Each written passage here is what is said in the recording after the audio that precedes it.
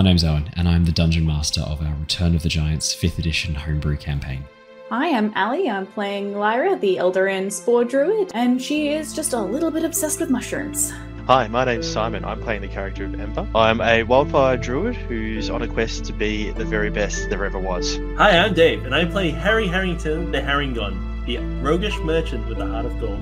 My name is Christian. I'm playing Bartholomew, the romantic dancing Owlin Paladin of devotion. Hi, my name is Matt, and I'll be playing Niles Silverwind, the Owlin Way of the Sympathy Monk. Hey guys, I'm Jared. I play the character of Threign, the boisterous frost giant, the Goliath, path of the giant barbarian. Hello there, lovely listener. This is just a warning to let you know that this episode of Return of the Giants may contain adult language or adult themes. Hello! Hello! Hey. Hello everybody! Welcome back. It is lovely to see you all joining us here for our Return of the Giants campaign, and what a session we have ready for you tonight. It is going to be a spicy session. Before we jump in though, there is probably two pieces of news to share. One is that Jared is not here yet, but he will be here at some point in the near future. He had to bail out to go and help his brother with his car. He will be joining us as soon as he is able. Until that happens, I will play the character of Crassus, which I will then immediately hand over to Jared as soon as he gets back. The only other piece of fun news I have to share isn't actually fun news. I am really sorry, but there will be no Return of the Giants session next Wednesday. Sorry guys, big tears. Just next Wednesday, just one. Just next Wednesday. It is just next Wednesday that we are off. Then we are back for most of December. We won't have a session on December the 27th because everyone will be celebrating Christmas / Kwanzaa with their families. So you will not see us on the 27th, but we will be back bright and early in the new year. Probably the 2nd or 3rd week of January. I'm just waiting to confirm with what's going to happen around my birthday on the 6th. It sounds like my partner's planning something that she's trying to keep secret from me, and if it is a trip away, then I may not be free on the first Wednesday night in January, so I'll keep you guys posted as we head on in. So yes, we will be having no session next week, but we will absolutely have a session the week after that, so we will be back.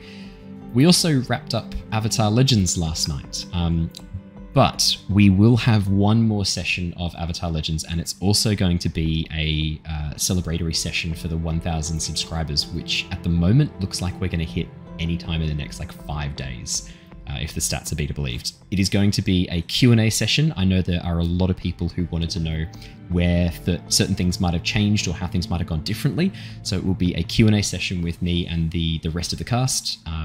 We'll be doing it probably on Tuesday the 17th of December at this stage. Not 100% sure yet, but that's looking the most likely date. And that will also be chucked up on YouTube. If you're watching this on YouTube and you do also watch the Avatar session and you can't make the live stream for the Twitch, just chuck in the comments of the last episode of Avatar any questions you have, and I will answer them, or send them to me on Discord and I'll answer them as part of that. Otherwise, I answer comments on YouTube regardless, so just chuck them on YouTube, whatever you want. That's probably the only big pieces of news I have to share. I think what we'll do is we will do our recap and jump straight back into the adventure, because obviously Ali wasn't able to join us last week, so we need to quickly check in and see what Lyra was up to last session. So let me do the recap, and then we will jump into the session. The Tempest Adventuring Guild, a name now legendary across the lands of Nostea, has formed a brand new team. Lyra, Niles, Harry, Ember and Threign are delving deep below the earth into the Underdark, seeking to investigate rumours of stone giants taking over territory and arming for war. Travelling deep below the earth, guided by some deep gnomes currently afflicted with a brutal poison, the team arrived in the vast network of caverns which make up the Underdark. Soon after arriving in the smaller chamber just off the main pathway, the team were ambushed by two ropers, monstrous beings resembling stone stalactites with large rope-like tentacles. A stranger, however, rushed to their aid, and an Owlin dressed in ragged clothing and wielding a large sword. He helped defeat the creatures and their master, a crazy Darrow. Introducing himself as Dream, the Owlin assisted in healing the Deep Gnomes and opted to travel with the team to help the Deep Gnomes get back to their village. After travelling through the mushroom forest that borders onto the edge of the Great Dark Lake, the team stumbled across a Myconid colony. Proving themselves as no threat to the Circle, the group were invited into the colony to rest and helped with the Myconids that were laying one of their own to rest. The three sovereigns of the Myconids requested assistance from the party in destroying the monsters responsible for the death of one of their own, fish-like creatures inhabiting a deeper subterranean chamber close to the western entrance of the circle. Deciding to explore the colony first, the team headed over to the western edge of the circle and discovered they weren't the only guests of the Myconids. Zaylin, a drow currently on the run from Lolthsworn assassins, had been relying on the protection of the circle for a number of years. Initially cautious, the team were able to partially win her trust, and she opened up about her history with the Lolthsworn drow and the reason why she was being hunted. After making a bargain to return to her after dealing with the Kurtoa, the team left her to her solitude. We left off last session with Dream and Ember investigating the strange breastplate Dream had taken from a spore servant, while Harry used his clearly magical wand as a back scratch. However, we are not jumping straight back in with the four journeys who went over to speak with the drow Zaylin. We're actually going to jump back in time about half an hour to Lyra. I had Lyra last session, rather than accompany the party to have a bit of a look around the circle, essentially speak with the Myconids to try and learn a little bit more about the creation of the Spore Servants. Obviously, you were not here. Is that what Lyra would want to do, or is there something else you would have done instead? No, that's pretty much what she'd do. Like, she's suddenly got this sort of animated, fungusy, zombie kind of like thing, and like, she's very like, damn, that's cool about it, but on the other hand, she's kind of like, I have no idea how I did this. Absolutely. Okay.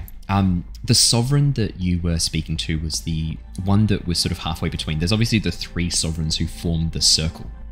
A very tall, willowy one, a very short, almost like muscular one. Obviously not muscles, it's these branched bracket fungus forming the main components of this creature's body. And then one that's a little bit more sort of humanoid in size and in proportion, although much longer arms. The arms, in fact, reach all the way down just to past their shins, so very, very long, elongated arms. It was this Myconid that had been the last one to speak with you. As you sort of turn towards it, what do you say? What do you ask of it? So, I mean, if this isn't too much of a personal question or kind of trade secrets or anything, about these Spore Servants, so, you know, I was trying to cast Speak with Dead, and as you can see, it didn't particularly go like I anticipated it. I'm not sure if it's got something to do with just being down here or new magical mushroom powers or anything, but what's the deal with these guys anyway? I mean, how are they made? Like, do they listen to you? Are there any, like, sort of requirements that I need to adhere to? Do I feed them? What do they eat? We feed our spores to those that are gone, to flesh unbound, flesh unanimated. Our spores grow deep, penetrating flesh, wrapping around bone, replacing rotting tissue. The spores feed on the flesh to reconstitute a mushroom body and provide muscles made of mycelium. They follow instructions as given by the circle. They have no minds of their own. Okay, so this is definitely some kind of magic, yeah? It's not just a huge coincidence that we're just down here and I just sort of cast an errant spell, like, this is... Our history tells of a time when we lived in a place far from here, a place of eternal twilight, a forest stretching as far as the eye could see. Our ancestors floated tiny spores, passed through the gates between worlds.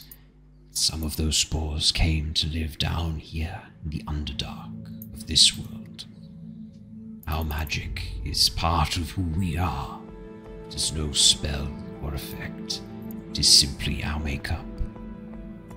You have a sense of that place on you as well.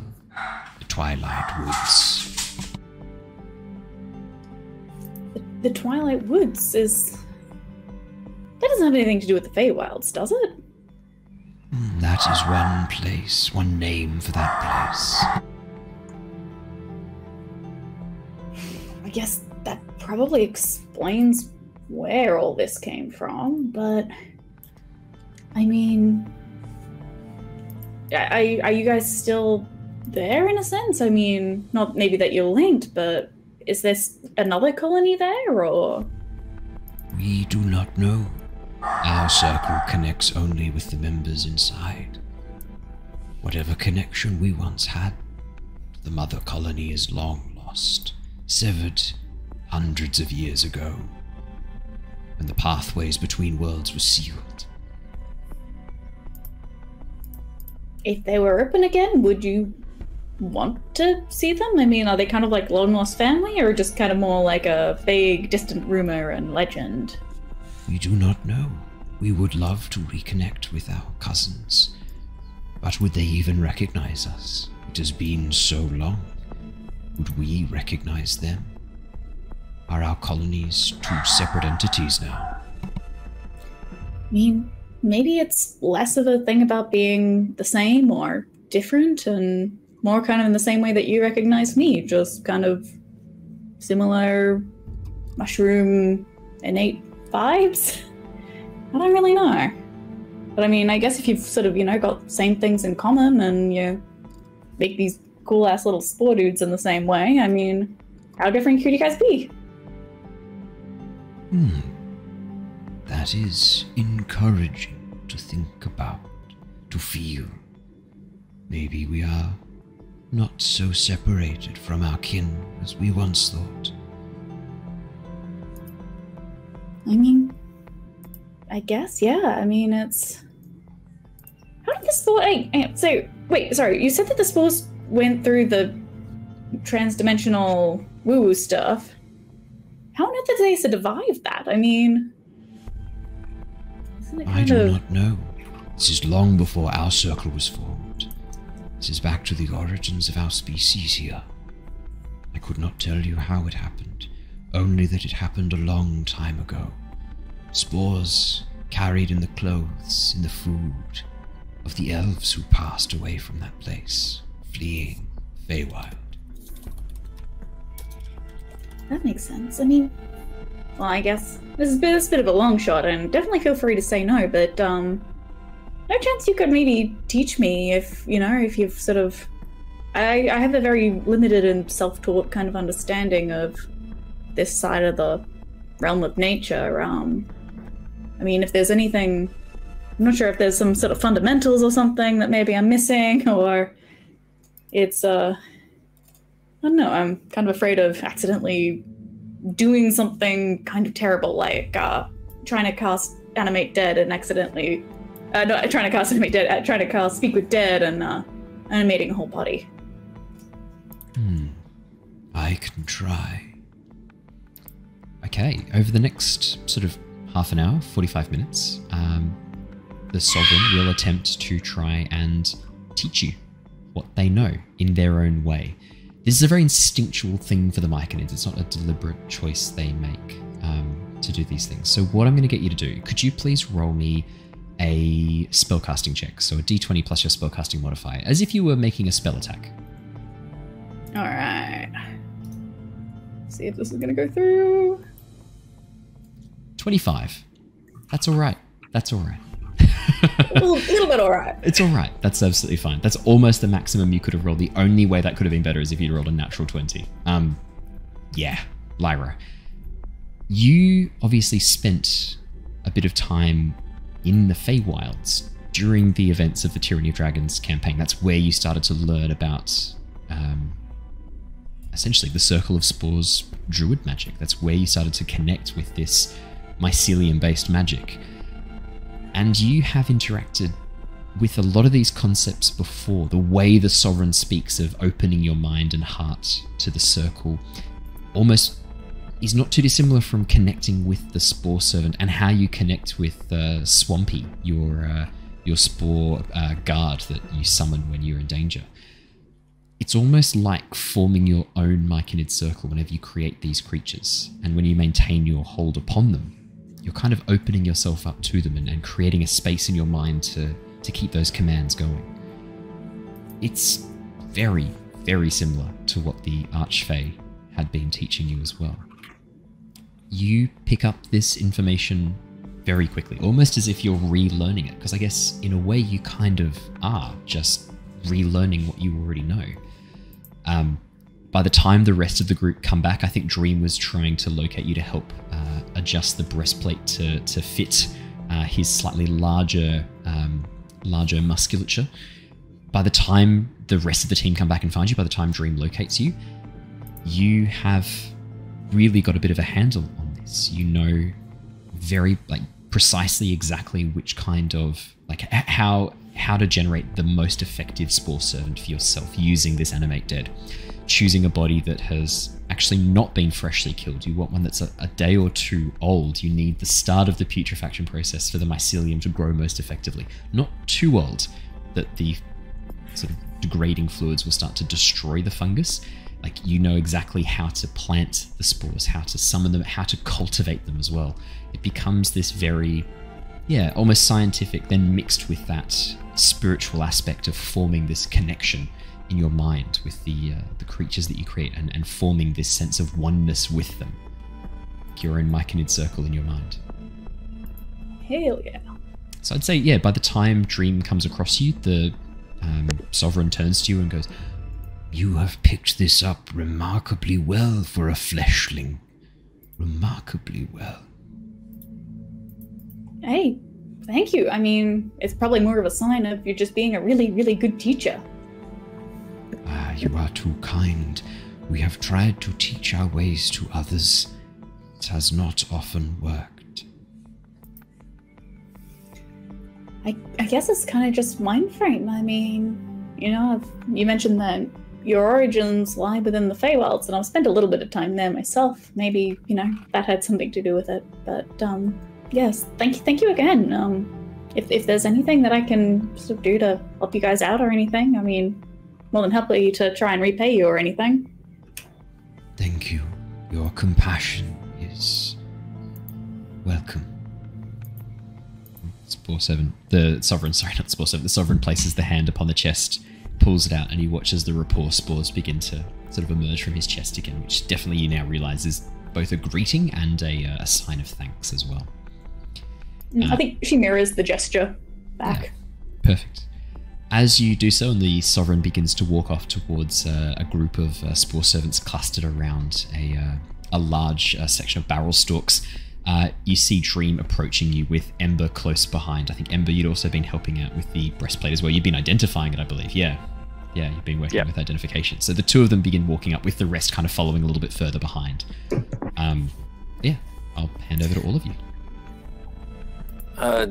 Hello, Lyra. Good to see you again. You split off after the funeral. Niles here has been helping me. We met someone interesting. Yes, indeed. Someone interesting? I mean, I haven't been gone for that long. How much trouble have you guys gotten into already? Nothing too crazy. Nothing at all. Just a lovely drow woman. In fact, might be able to assist us a little bit with our endeavors. Good drow, not bad drow. Oh yes, important information there. Well, that's cool. I mean, I'm surprised we're not the only ones here, other than the Myconids, that is, I guess. No, well, she's actually been here for 50 years, which is rather interesting. She seemed pretty scared to leave the confines of the Myconid colony, but we may be able to assist her with that. I believe she might be a good asset to the Tempest Guild. I will look back to the group. What was everyone's thoughts then when we met her? I was a little distracted, apologies, with new revelations. But knowledge is obviously very useful, powerful. I could figure out that she was a little upset, but I got it lost trying to imagine the mushroom night spiked creatures outside. What about the rest of you? Well, she was a barrel of laughs. She was a barrel of... I guess so. She was smiling and laughing quite a lot. So she's like a comedian or a jokester or a jester or something. Oh no, she was quite serious. Her name was Zaylin of House Magroban, which I believe might have been one of the founding drow houses, if I'm not mistaken. I might be getting my history there a bit muddled up, but I think that was what we came to the conclusion to. I don't know exactly her whole story. It was only a relatively brief encounter, but I did think that she would be a useful ally to have. Although she did say that she's being pursued by assassins, so that's a bit of an issue there. But I'm sure we can handle it. Yeah, and Niles invited her to hide at the Tempest Guild. You know, as I'm thinking back on that, I'm beginning to wonder if that was perhaps the best choice of action. I'm sure it would be fine. It was all Niles' choice. He Inviting assassins into the guild. I mean, what's the worst thing that could happen? Ah, yes, but potentially powerful ally. We're making connections. With the potentially Brokering ally that's been hiding underground with the Myconids for the past 50 years. Yes. Indeed. she'll have connections everywhere. That's true. I don't foresee any issues here with this plan. If she's from such a powerful house, though, I mean, why does she need to hide? Well, she said the house is no longer with us. She said she's the last of her house. Ooh, okay, that's tough. But it was an important house back in the day. Mm-hmm. She also pointed us in the right direction of some information. The things that attacked the Myconids are Kuatoans. I'm not sure if you know much about them, being one with nature yourself. Not really at all. In any case, I do believe that our, the Underdark is proving to be quite a large expanse. Probably, well, I mean, I knew it was big, but this place it's very large. Yeah. And the Tempest Guild's representatives here are well, they don't exist. We don't have really a holding here at all. So I believed that perhaps she could be a useful ally. Maybe not. Well, we would have to resolve whatever she has going on with her, but could be useful. I don't know. I didn't really think about it too hard. She'd heard of the Tempest Guild, so that was something, I guess. Well, someone needs help. I mean, that's kind of what we do. We help people. Yes, now Lyra's with me. Ember, what was your thoughts on the whole interaction? I completely agree with you. It might be risky bringing her back, but I think we can learn a fair bit from her, though she did seem afraid of those assassins. So I am in two minds about bringing her back, but Niles, you seem quite confident we can protect her. I'm sure we can. Not a problem. You mentioned these assassins. Did she describe them at all? Any sort of, I mean, I guess they're assassins, so there's probably not so much in the way of notable features, but, you know, any kind of patterns, symbols, She referred any to them, information whatsoever to go on? Yes, she referred to them as shadow stalkers, I believe. That's a rather interesting phrase. Not mushrooms. Not mushrooms, no. That's a good point. Good point there.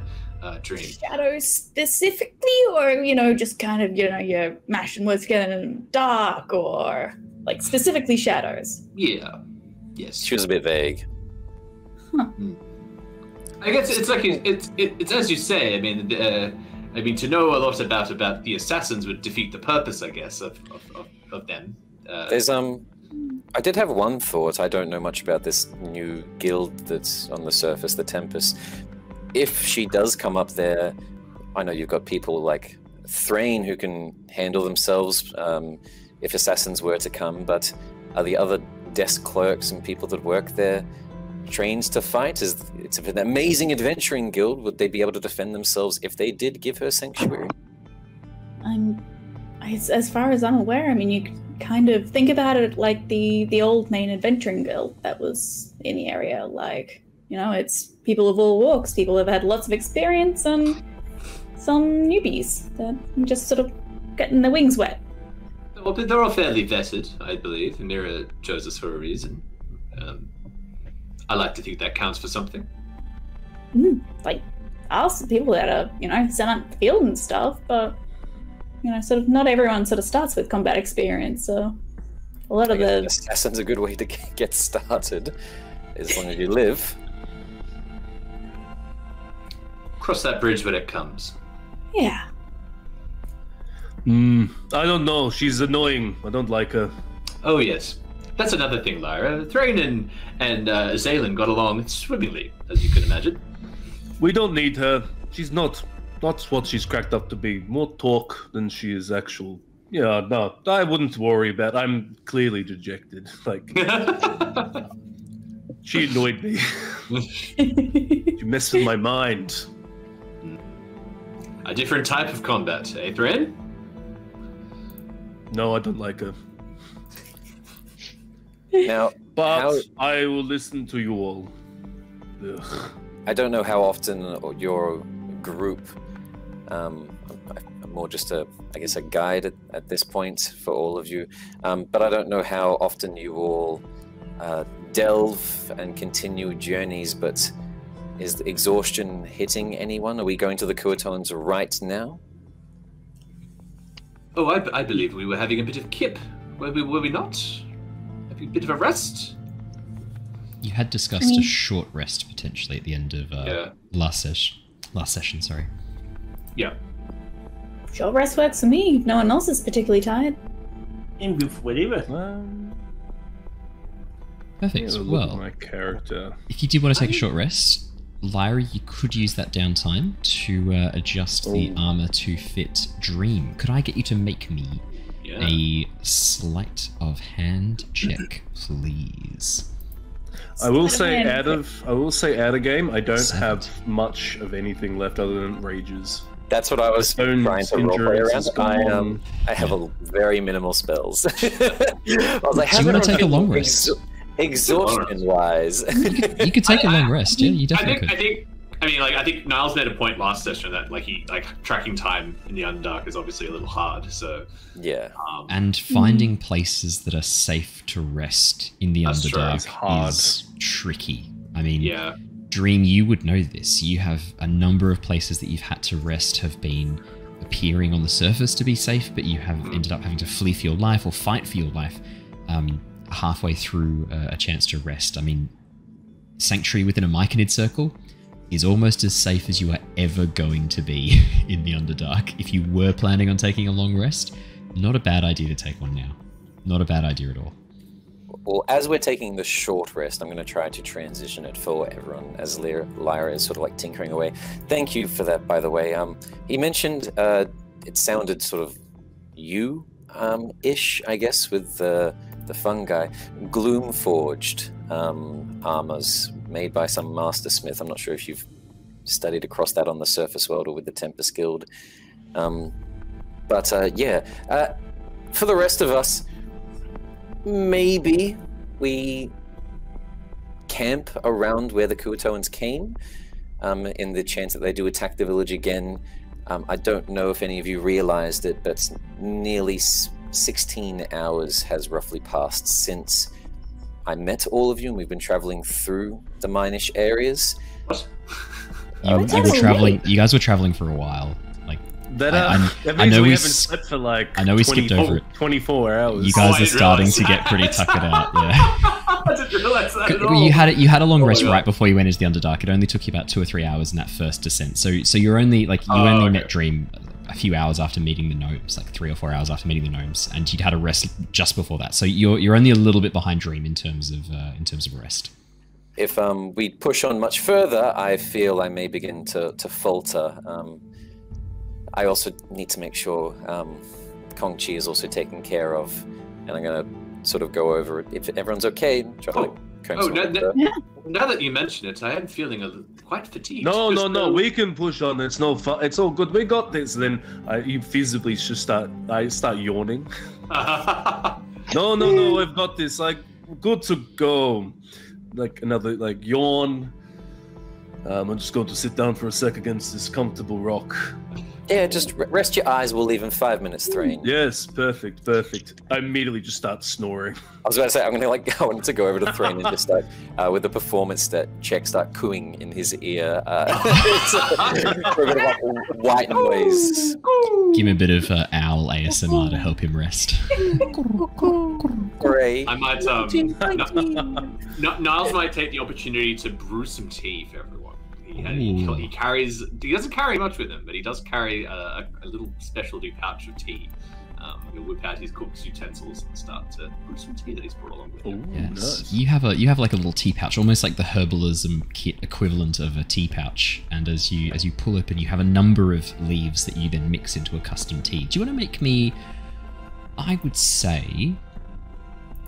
I think there's an argument here for it to be either wisdom based or dexterity based.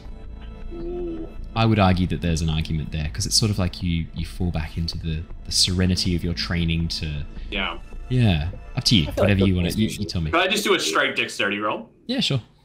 Great. Carefully mixing the teas, preparing it very specifically, very carefully. 14. It's a damn fine tea. Excellent. Brilliant. For those of you who enjoy the tea, it is warm, it is a hint of sweetness, herbal, and very calming. And as you drink it down, you find your eyes starting to droop as sleep begins to take you all.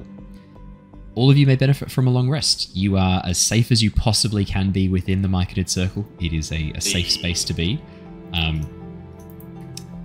should ask, Harry. Everyone's asleep. No one's keeping an eye on you right now. What you up to? Here you always wanted to keep lookout anyway. Yeah. But he also wanted to play with his wand in a non-euphemism way. And he also wants to just practice a bit of his Eldritch blasting, kind of like, obviously not blasting like the tunnels and everything, but like just playing with the sparks in his hand, almost. Yeah, absolutely. Do you want to make me because you said you were kind of keeping watch as well. Do you want to make me a perception check as well? Just if you are keeping watch as well, I mean as well. Yeah, that's 20. That's in that 20. Natural 20. Way! I'll need to roll 20, but I rolled a 20. I believe you. Trust me. Yeah, I believe you, because if I go back in the logs and you haven't, there will be hell to pay. There will be Avernus to pay, my young friend. Oh no, he definitely did. You'll ban me from the team for a month. No, he got 27 overall. As you no, I will talk to Liv and I will get you back here during this month. All the nice things you've got planned for the next month, I'm going to cancel every single one of them. No, as you keep an eye out, Harry. Despite the calm serenity that you kind of feel within the Myconid Circle, your very careful observation begins to reveal a sign of what could only be described as fear amongst the Myconids. It doesn't translate to the Spore Servants. They can't feel emotion. They just do the tasks as they are instructed. But the Myconids are much more alert than you would have thought necessary or even required. There's a sense of urgency to their movements, a sense of almost a sense of finality, an acceptance of bad things happening. I mean, as they set guards on the gates, they still really don't make a huge effort in exploring beyond their territory. And you can see with your extremely high perception that a number of the homes that were carved into the cliff face and grown among the Zirkwood trees are empty and dark, abandoned. This is a colony that is slowly dying.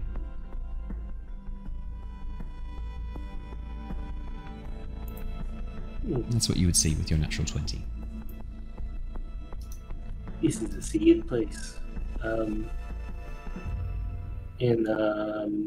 Yeah, no, that's sad. Harry, it reminds Harry of like a bit of his past and how he's had to migrate from place to place just because of trying to support his family, trying to earn enough money for them, and when business goes down, when towns die, it's really tough or really tough.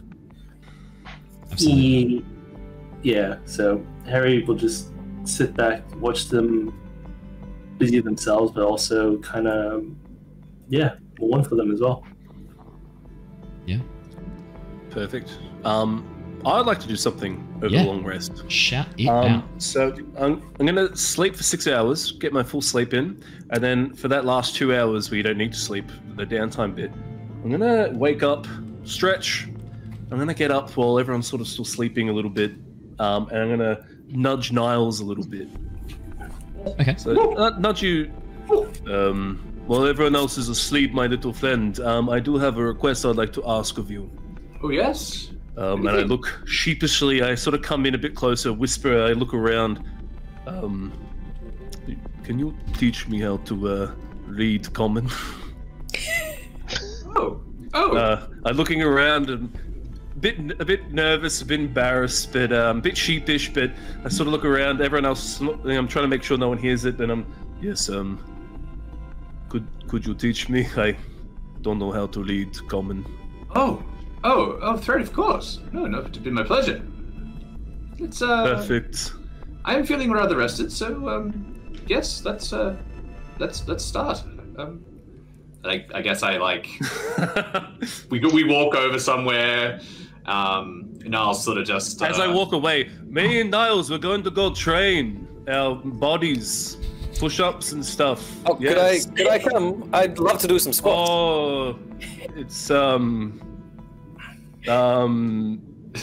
me and Niles one-on-one. I promised him days ago. Dream, me and you will do something soon, okay? Okay, promise. Fine. I'll just do them over here. Perfect. We're going to be very hard training, so Yes, very hard. I sort of walk off with Niles. Ember. They might be having sex. Yeah, that's right. What's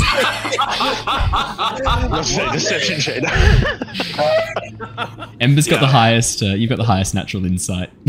What they're describing, your subconscious. I mean, it's not impossible. It doesn't sound like they're trading. I'm questioning why the bird has not decided to flock up with the other bird, but hey, he's not in Spain for longer. So wow. Dream's a big romantic. So as he sort of is getting up, looking over at Lyra preparing the armor, and Ember watching over at the other two, I'm just going to sort of speak to the group minus these two now. That's beautiful. So how long have they been together for? They only met maybe a week ago, I think. I mean, how long has it been since we were at the village? Oh, love at first sight then. That's amazing. Yeah, when I attacked with my axe. Yeah, love at first hoot. As far as we know, that Threign ran just straight up to Niles, like absolute feline. We'd never even seen him before, and he's just like immediately up in his face. And we're like, "Hey, come fight with me." I didn't. They made a very strong connection. You know, combat is Threign's love language, everyone. What I would love for this how to play out though is that we probably didn't go far enough, and you just sort of hear off in the far distance, A, B, B train. Well, that's my question: is how stealthy are you trying to be with the training, the two of you? That's probably more Niles. Niles is the teacher in this one. Niles, how stealthy are you trying to be with the training? Are you trying to be stealthy, or are you focused more on training than trying to keep it hidden? I don't know. I think like Niles is probably cognizant of Threign's like sort of like wanting to keep this on the DL. Yeah. So he's probably trying to like be stealthy with it, but also trying to teach Threign as well. Like he generally wants to. I'd love a stealth check. Let's see if they do hear the sounds of A, B. Well, hey, I'm going to do a stealth check with disadvantage because Threign isn't a very stealthy person. That's a natural 20. I got a 9. Wow. This is a good use of that natural 20, Niles. That's a total of 28 for those playing along at home. Niles, I mean, yeah, you are extremely discreet. Threign repeating back, not so much so. Wait, I don't know what you mean. I hate this. This is annoying. Why do I need to learn? They're having a lover's tiff. Oh, God. These stupid letters, what do they even mean? A, what does that mean? It's just the usual kind of noises. Why can't I swing my axe at this? This is bullshit. That they might be reading the safety manual for some of the gear. I'm not sure exactly, but they're talking about bees. Maybe it's the birds and the bees. I'm not sure. I mean, there's a bird there. There's talking about some bees. Do they not have that kind of education where? Is this their first time? What Their first time. It very much could be. What letter is Q? Why is this a thing? It looks so bloody weird. It's just to know what. What, they got you an instruction manual? Q is a very strange letter, Threign. You're right about that. Out of either of them, Niles and Threign, who do we think is the first time? I love gossip like this. It's so fun. Well, I can't hear much from Niles, so he's clearly being a bit more gentle. I would say is probably Threign. That's it. Experience. This is getting annoying. I don't know how to read common. I give up. I can't read quick. it. I can't do it. Oh. No stamina. You watch as Threign trudges on back. No, Threign. I mean, Niles can you can try and pull me back in, like, no, you could do it. No, we've barely just started, Threign. We just have to be slow. I know it's your first time. I'll be gentle, Threign. It's okay. What the fuck is going on? As this is going on, I will approach over to Lyra and just see how the gear's going. So, over the course of the night, I see you've fixed it up. They said it was special. I don't really know why. Have you found out why? Well, I mean, it's... As far as the construction goes, it kind of seems pretty much like anything else I've worked upon before, but... And... I mean, the leather straps are very similar to leather straps you get on any breastplate. The metal itself is weird, though. It's unlike any metal you've ever interacted with. It's similar to iron in its malleability and its shape and the way that it's been formed, but it's these slight interlocking plates of a very dark, almost obsidian black iron. And it has a slight coolness to it, more so than you'd expect from the metal. There's a chill almost to it. Could she, sort of, with Dream's mentioning of this, could she sort of, take a real sort of close and sort of careful look and try and get some insight on the construction or possible features of this? Yeah, I'd say investigation if you wanted to look at the construction, arcana if you wanted to sort of think about the magic of it. Being proficient in medium and heavy armor, could I try to give her an advantage of... I'd agree with that, definitely. What areas of interlocking might be more important, like definitely main pieces of chest piece rather than just leather? Yeah, no, definitely. 1 and... Oh no. 8 and 5. Oh man, I mean, there's like a front bit and a back bit, and the front bit's thick metal and the back bit's thick metal and the leather holds it together. You've adjusted it, it fits on him, what more does he want? And probably part of the leather stitching, that she was working on this morning while overhearing Niles and Threign, the stitching's probably not all that straight from just trying to stay still while laughing. It's a little tight around the right arm. Oh, I get. Is that how it's meant to be? Oh, it's hurting a bit. It's pinching my okay, I'd like to guess, but probably not. I mean, she takes it. You got a 17 for the actual armor forming, so that's great. Your proficiency in forming the armor, it is great. You've been able to fit this to Dream really nicely, but in terms of understanding more about the actual chest plate, you've got no idea. It's just a metal chest plate as far as you can tell. There's some things that seem a bit curious, but you can't put your finger on exactly what it is. I mean, other than asking some of the particularly smart mechanids around here, I'm probably not too much help on that front. Does it do a bit of like a turn left and a turn right? Do I feel different? What if you do a barrel roll? If this is at the beginning of your long rest, Dream, then you start to feel a little bit different. There's a sense of connection to the armor. And as you reach out with your mind, you feel a resonance between the magic of the armor. You can sense it.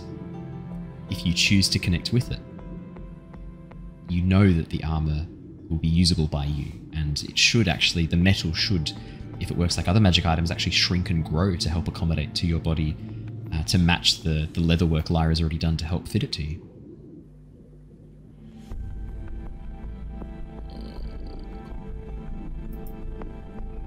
Yeah, fuck it. 9 wisdom. Brilliant. As you focus... About to be cursed. As you focus and attune to the very not suspicious sounding gloom-forged breastplate... Uh-oh. You don't feel any curse. In fact, you feel this armor almost inspiring you. There is this sense of courage when wearing this, a sense of strength. You cannot be frightened. You are now immune to the frightened condition while wearing this armor. In addition, The armor itself has a connection to the star iron that was used to forge it. But that magic has been touched and corrupted by the touch of Lolth. You may now also cast Speak with Dead once per long rest using this armor. At least someone learned how to do it. You can see across the armor tiny, almost like spiderweb-like patterns that have aged and faded away. That's cool.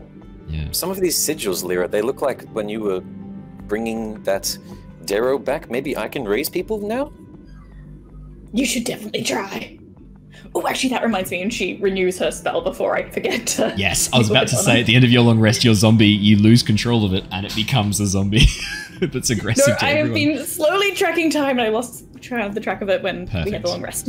You watch, as there's this sudden moment, and you feel the circle break in your mind, and then as you turn around, you see the zombie, the Spore Servant suddenly turn towards you, reach out and try and grab at you. Like, oh shit, oh shit, oh shit! Oh.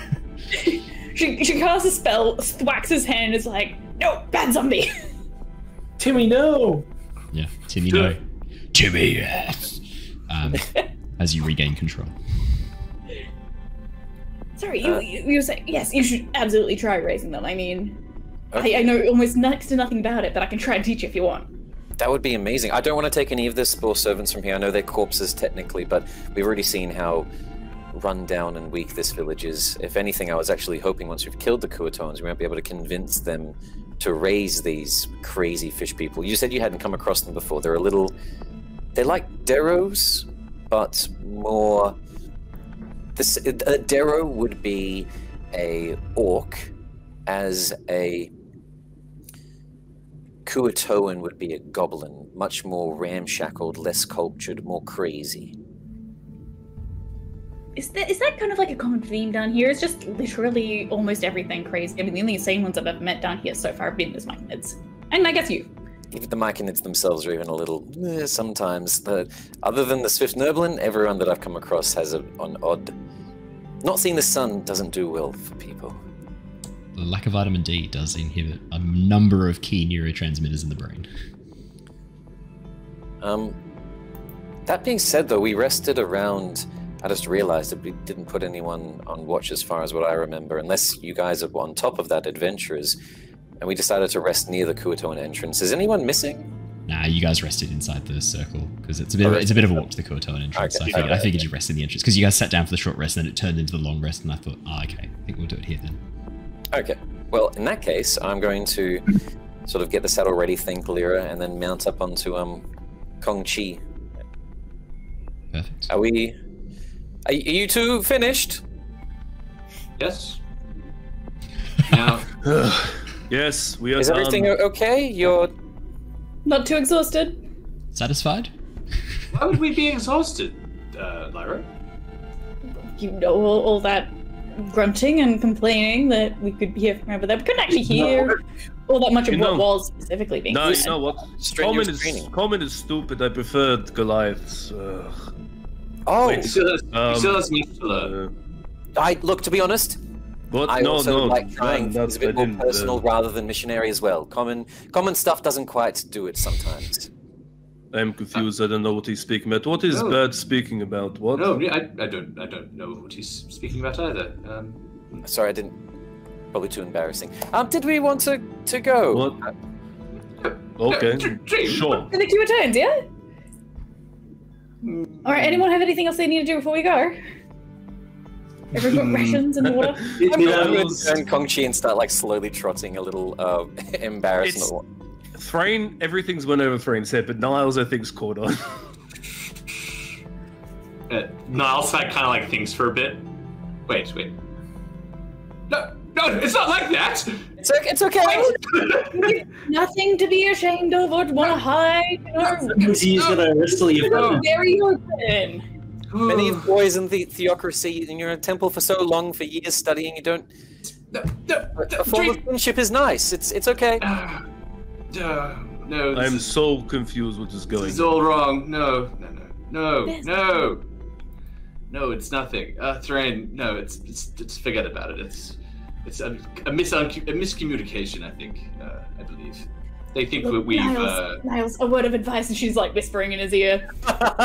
It's generally not a good idea to amount your partner to a nothing. That can really hurt their feelings. What are you all talking about? Why are you all? What are you dancing? Lyra, it's what not is like going that. on? Oh, Threign, I'll tell you in a moment. It's fine. Okay, I don't care. Whatever you do, you little people. Yeah. Ooh, tough break, man. Wait, are you doing it to me or Niles? To Niles. It's not. You're getting your feathers mixed up. I don't have any feathers. Well, are we going? You are. Are we going to kill some fish folk, or what are we standing around for? Yes. I would like go to. kill some I would fish like folk. to dispatch some fish folk. That sounds good. Perfect. I mean, you were told by the sovereigns that it was outside the western gate, and a little bit of a journey northward along the pathway that the Myconids have carved through the Zerkwood forest. So you have a pretty rough bearing of where you need to go. As you begin making your way outside the gates, you pass by the large hook horror, the spore servant hook horror that is on guard at the front gates, as well as the numerous other spore servants currently keeping watch over the Myconid colony. The journey through the Zerkwood forest is eerie. It feels much like a forest on the surface when you just look at eye height. But whenever you look up or down, there's no foliage, it's just mushrooms, glowing softly throughout the undergrowth, and then high above, these massive bracket fungus forming a dense canopy. Yes, Lyra. What color is that bracket fungus? The one above? Oh yeah. Like a dark burnt umber orange. So not sort of the dark black and purple? Not the dark black and purple. Yeah, as we're traveling along, I think Lyra's sort of trying to keep a bit of an eye out for any of those mushrooms mentioned by the tattoo artist. Yes, I will keep and that. Has like face covering ready in case she sees any of the black and dark purple bracket fungus. Yes, I will keep that out, and I'll let you know when if you do stumble across them as part of your passive perception. When everyone eventually catches back up as well, and we've started this first 20-30 minutes after Dream feels like enough time has passed that he can talk now after what he thought was an awkward silence behind him. Anyway, for all of you, I know that Kuatoans may be a new encounter. I myself haven't come across them all that often, to be honest, and I prefer to keep it that way if I can. I've heard they're fish people, and I don't know about yourself, Niles, but hunting along the Shattered Isles, fish-like creatures forms up most of the diets. Adaptable fish tend to follow usually routes confined to a specific habitat, making them usually susceptible to exploitation and easy to predict what they're going to do, where they're going to go next. Reliance on water, sometimes limitation of movement, and restricts their mobility and strategic options. Additionally, psychological constraints of being cold-blooded creatures can sometimes make them sensitive to environmental changes. I've seen lava around the Underdark. If there's anything like that, we may be able to use it to our advantage. And both some actual facts, I'm going to use my feat again. Inspiring leader. Inspiring leader. Try to give everyone 9 temp HP. Ooh. Hell yeah. Yay. You mentioned this, that they're best around water. I mean, is this the kind of, what is the water situation down here? Are we talking big, fast, rushing streams, little kind of creepy things? You guys passed by the massive lake, the Dark Lake, which was almost an inland sea, an underground inland sea. But yeah, for other types of water, I mean, Dream, you've come across rivers, you've come across small lakes, you've come across deep pools that are connected up, almost like blue holes deep within the earth that connect this flooded underground network of tunnels dug long ago by purple worms. To be fair, Lyra, to answer your question, I'm also guessing here. The connections of waters usually do all meet to the Dark Lake, from my knowledge, but I know not how the Kuatoans actually use it. I've heard that they're navigators across the lake sometimes, but cannibals to other people. Sounds like the Myconid's got the shorter end of the stick. I am simply telling you what I know about hunting fish, and I hope that it translates to them. No, your logic is sound. No, this brings me back to before I joined the monastery, back when I used to frequent the Shattered Isles. No, it checks out. But have you yourself encountered the Kuatoa before, Drew? Could I do a roll? I'm not sure. I've been a skip for a little bit. I don't think I would have when I was in either of my different slave times. I'd say that you have yet to. You've maybe seen a Kuatoa, because occasionally Kuatoa are captured as slaves. They don't last very long on their own as just individual Kuatoa. So possibly you've seen one in one of the camps, in one of the mining camps. The problem is, right, a lot of them are using them for transport of coal. They're fish people. The furnaces dry their skin out and they perish really quickly. They make terrible slaves for that purpose. As I'm writing on Conchi and my hands are free, I'm going to draw on a little bit of parchment and with a quill. The fish man that Luffy draws, a really bad looking stick figure that has a fish top with a mouth open to the sky. I know this looks really silly, but they actually are legit like that. Oh. You mentioned before that they're kind of more vulnerable when they're not exposed to water, yeah? Like when they're away from it or dry out or something? From what I've seen, yes. Their scales and just body in general usually needs to be close to it. In my times when I was working in the furnaces, it was like they were being cooked alive as they worked. Oh, dreadful. That's horrifying. Yes. Not nice. But to be fair, you know, that actually sounds pretty tasty. Char grilled fish, I don't mind that. Delicacy in my village. Did you hear much of what I was mentioning for the previous 10 minutes, Threign? Not really. No? Okay. I sort of halfway through, I just sort of lost interest. Okay, hopefully a little bit of it stuck. Inspired some form of combat for you. But yeah, no, they tend to be worse for that. Do any of us have the ability to create fire and flame? I know that some mages... So you look to your left, you see a druid with an actual, like, a flaming phoenix-like creature sitting on his shoulder. And as you say that, it turns towards you and goes... Yes, little one. Apologies. I also mean... It's hard to rely on a single source. If Ember were to falter, do we have an additional? It's usually good to have a backup plan as well. I mean, I can throw a torch at them. What was that, Lyra? I can torch javelin. I can throw a torch at them if you like. Yeah. Yes, me too. Wave the torch in the face. Ah! I've been working on a magic spell with Shana before we came over here. It's a kind of a giant ball of fire that just kind of stays in one place. It's not like the fireball spell, you know, that really cool one. It's just I can sort of do that. You just have to give me a few minutes and the flint and steel. And I can get there eventually. Oh yes. Okay, well, it looks like we do have a couple of options. A little quiet as we've been traveling. Is everything okay at the moment, Harry?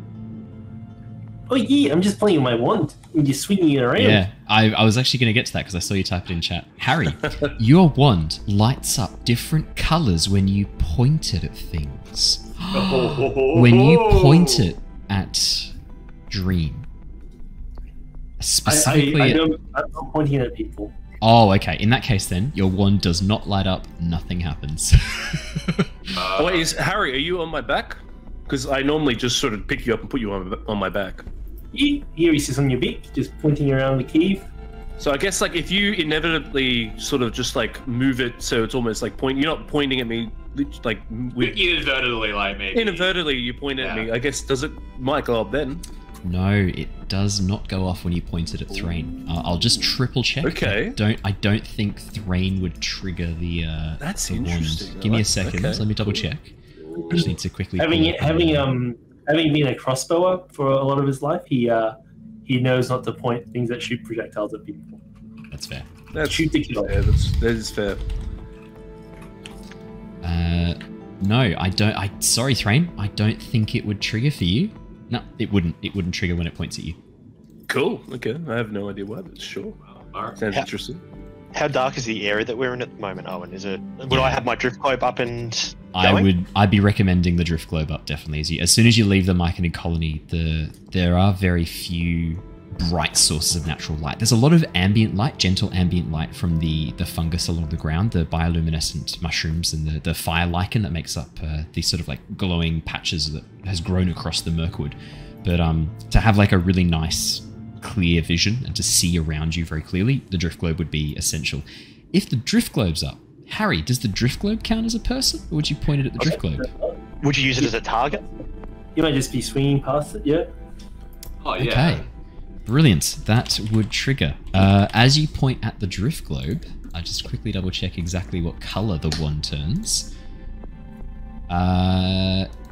Yeah, as you point it at the drift globe, Harry, you watch as the wand changes color slightly to this beautiful, soft orange yellow. The glass sphere lights up, and in your mind, you don't know where this comes from, but you have this sudden knowledge that that drift globe is powered by conjuration magic. Ooh. Yeah, even the one's finally doing something. It's telling me what kind of magic the drift globe is. As Harry turns around to look at you, you can see that his eyes are now perfect blue crystals. As you look around, Harry, you now can see this faint overlay of colour across everything you look at. As you look at Dream's chest plate, you can see that there's a mixture of kind of this conjuration and abjuration swirling across its surface. You can see Ember on his shoulder flicker is 100% conjuration, that is glowing with conjuration energy. And as you cast your eyes across the rest of your team, yeah, I mean, any magic items that they happen to be carrying light up, clear to your eyes. Are you feeling okay, Harry? If you look at yourself, being a warlock. No, you don't see. You don't necessarily see, like, so for example, you don't see that Dream is a paladin, but you do see magic items that light up. So as you look at your hands, they look the same. Or your paws. Well, because I have a mark at the back of my hand, right? Not the stone, but I have another mark. Is that correct?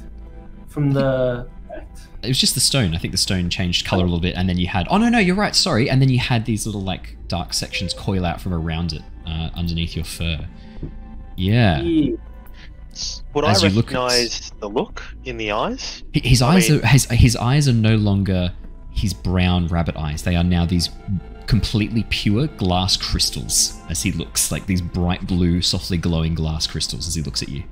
Spear's revenge. Does it look similar to when maybe a Firbolg might be checking out their area for detecting magic or anything like that? I mean, this looks weird.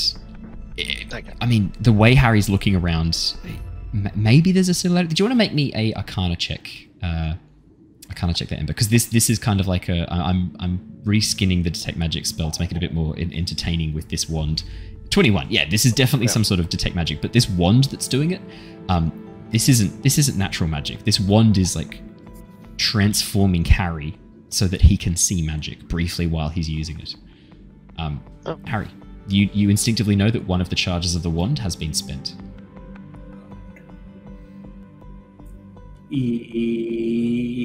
Why is everyone looking at me like this?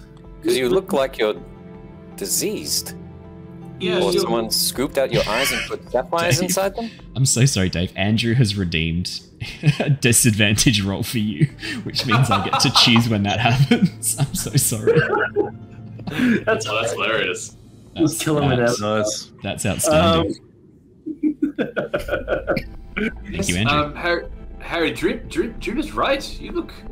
Something's going on with your eyes. You look... My eyes? Yes. Harry pulls out a mirror. Like, I'm sure he has a pocket mirror somewhere.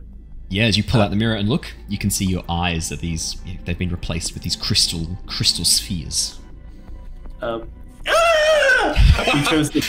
Apologies, headphone users.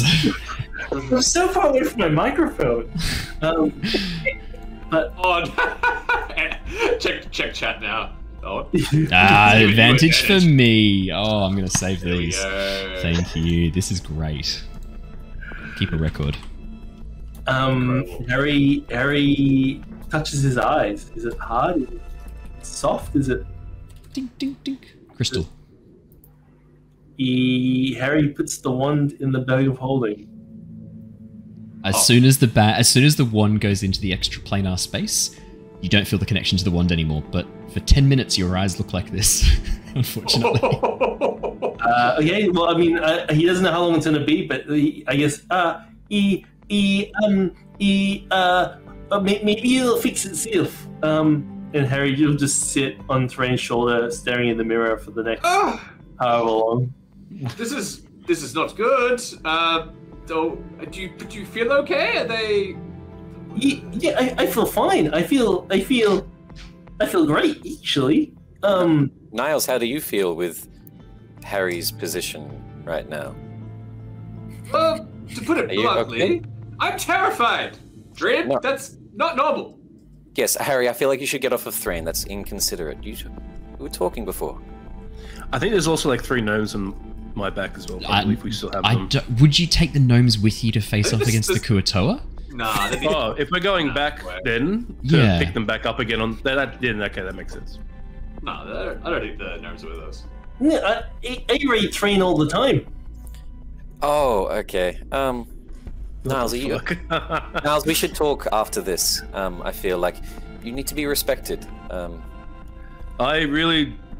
What do you mean? I don't really know what's going on, but yeah, I have no issue. Heaps of Harry. people ride my back all the time. As they're talking, Harry, you happen to glance over towards your right. You guys are coming up to a fork in the road, up against what looks like a narrowing of the tunnels. In fact, this area, the Zerkwood has thinned out a bit. You're heading back more into what looks like traditional cavern. There's a third pathway heading straight ahead, but it's covered by illusionary magic. You can see it clearly. This faint shimmer of illusion, and it looks like there's a small chamber hidden on the other side. Hey guys! I think I found a secret tunnel. Can we see that? No, as you look, the path branches in 2 different directions. One heading north, one heading sort of southwestish, as you've come from the west. It looks like someone's covering it with illusionary magic. you- Rabbit, I would not lie. Don't. I can't see nothing. What do you mean? There's no tunnel there. I Harry, know the best way for this, Harry. Toss a rock towards it. Trust me, it always works. Smart. You want me to toss it? Yes, please. I can't reach it from up here. I'm going to throw it full throttle. Could you please make me an athletics check? 19. I'm not being stealthy or anything about it. I'm throwing this full pelt. Yeah. The target. On your shoulder, So Harry if this- acts as like a sniper's nest. Like 3 degrees down, 4 degrees right, and fire! Yeah, exactly. As Harry like whispers on your shoulder, like pointing. Say, we're in the Underdark, so doing this is probably not a great idea. As you hurl No a one rock, stop me. you watch as this rock, as it's about to strike the edge of this cliff face, just vanishes through it. There's a faint ripple, and then the cliff face stays exactly where it is. A few seconds later, you hear a dunk as the rock smashes into something, and you hear an echo coming out the back from inside this, what looks like a solid rock face, but clearly is not. Well, you were right, Harry. Yeah, this one is cool. It's at this point that the crystalline eyes begin to fade away. You blink a few times, and your normal eyes return.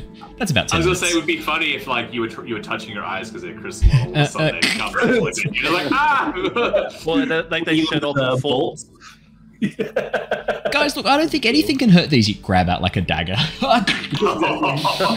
Crossbow bolts. Now, the direction we were following the Kuatoans, we were told north for them? West from here and then slightly north. There is that pathway heading towards the north, but this hidden chamber looks to be continuing to the west. Could I do a survival check to see if there's any tracks going down this hidden path? Definitely. Yes, absolutely. Oh, it's a 10? 10. There are tracks covering this area, but none seem to head towards the invisible rock face, the rock face that's an illusionary covering. You can see many, many tracks. It's very confusing. You don't recognize a number of these tracks, Ember. Some of them even look like large cloven feet, almost like a giant goat or some massive creature has wandered through here, but you're not sure what. Looks like a while ago as well. It's hard to say, but nothing seems to have headed up towards this illusionary rock wall that you can see anyway. Well, I'd share with everyone. I mean, I can see from the tracks down here, it doesn't look like anything has gone down that path. It might be worth just checking out quickly if everyone's game.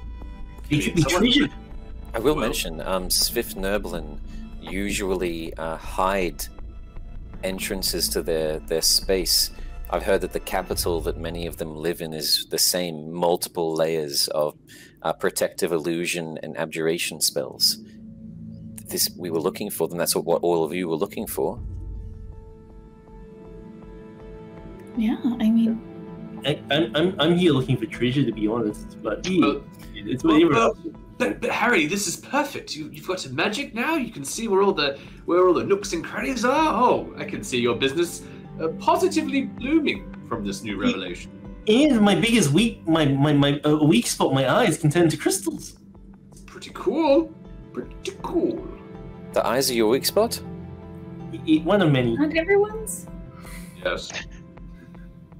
I mean, think about how much more stuff we could have stolen from that tiefling if you could have done that. Oh my. So while they're just... Yeah, while they're chatting. While these guys are having this little chat, I mean, because I've walked straight up to... I'm going to stick my head through, and I'm assuming the drift globe is above me or around me anyway, because it's meant to follow me. If the drift globe then goes through the path, are they left in dark, or are they still lit up? Here's the crazy thing. Light still passes through. So as you poke your head in and look inside, the light is passing through from the drift globe, and as you step into the chamber fully, the drift globe following you, the light still emanates from this rock, but you can't see the source. It's this bizarre experience of almost like this sourceless ambient light once the drift globe passes beyond the illusionary surface. Oh, hold up, Ember. I'll try to... Ember, as you poke your head in and then feel Dream's claws on your shoulder sort of pulling you back, as you look inside, poking your head through the illusion, it looks like a small 3-chambered cavern. The main entryway that you're looking into has some barrels, some boxes stacked up, as well as what looks like a writing table. Papers scattered across its surface and an inkwell that has spilled over, covering the pages in ink. There's also a large section of the back wall that has like smashed away, and you can see fresh rock chippings slowly coming down from it, and a large rock slowly rolling back down towards the entrance. It is slightly sloped upwards, this chamber. Oh, I'll turn around and be like, it looks like it's okay in there, but I think someone's left quite quickly. Do you guys want to come inside? Oh, yes. Smaller than I was expecting. It shouldn't take long to look at. Can Harry keep an eye out for traps when we enter? Oh yeah, definitely. Do you want to make me, I think an investigation or perception check here would make sense. While that's going on, can I even fit in? Yes. The entryway is roughly 8 feet tall and about 6 feet wide. Okay. Yes, cool, so definitely. Cool. 16, so Harry. I'll stoop down and go in. As you peek inside and begin looking around for traps, Harry, yes, you do indeed spot a trap, but I'll get to that in a second. This open chamber, as you step in, with all of you now crowding in, quickly fills up. It's only sort of about 20 feet long and about 10 feet wide, and it goes back into 2 other chambers that open up from it. Looking in, one is clearly a bedroom. You can see there is a bunk bed that's been set up along the back wall, and you can also see there is a dresser, there's some wall sconces with torches still in them that have burned away to ash.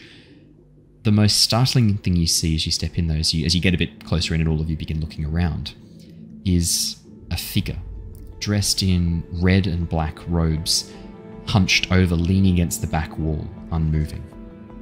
Just behind him, Harry, you can see a tripwire heading into the other chamber, the one that is hidden from view, the one that is next to the bedroom.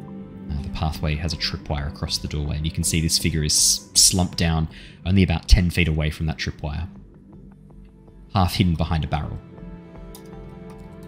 Like it's tripped the tripwire and been shot. Hard to say from this distance. Do you want to... I mean, you guys can head in and have a closer look if you like. Careful, guys. There seems to be some sort of trap mechanism in the back there. Does Lyra see the person? Yeah, I would say that once Harry points it out, all of you can see this hunched figure.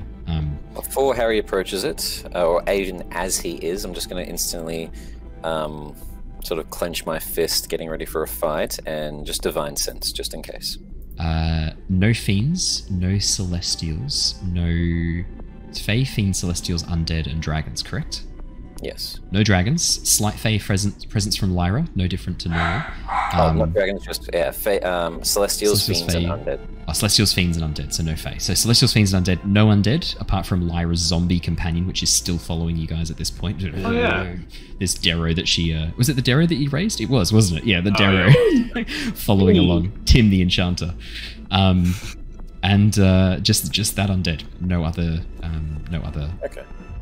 Faes, fiends, or it is Fae, fiends, celestial. No, is it just celestial, fiends, and undead? I think that's detect good and evil. It looks like divine sense is just celestial, fiend, and undead. Yeah, then just the undead of Lyra's companion. Oh, and did you say that there was a quill and like something written on a piece of paper? Yeah, there's a writing table. Yeah, writing table with paper spilled over. Is the writing table before or after the tripwire? Before the dead body, before the tripwire. Okay, so I'm going to like if it like looks clear enough to get to it, I'll just kind of wander over to that table and see if I can read the writing on the Yeah, paper. as you look across the table, you can see that the spilled ink pot has actually covered most of the pages long ago. The ink long since dried and obscured whatever was there. But as you have a bit of a peek through the writings, could I get you to make me either a investigation or nature check? Because the contents of the writing probably leads more towards a nature.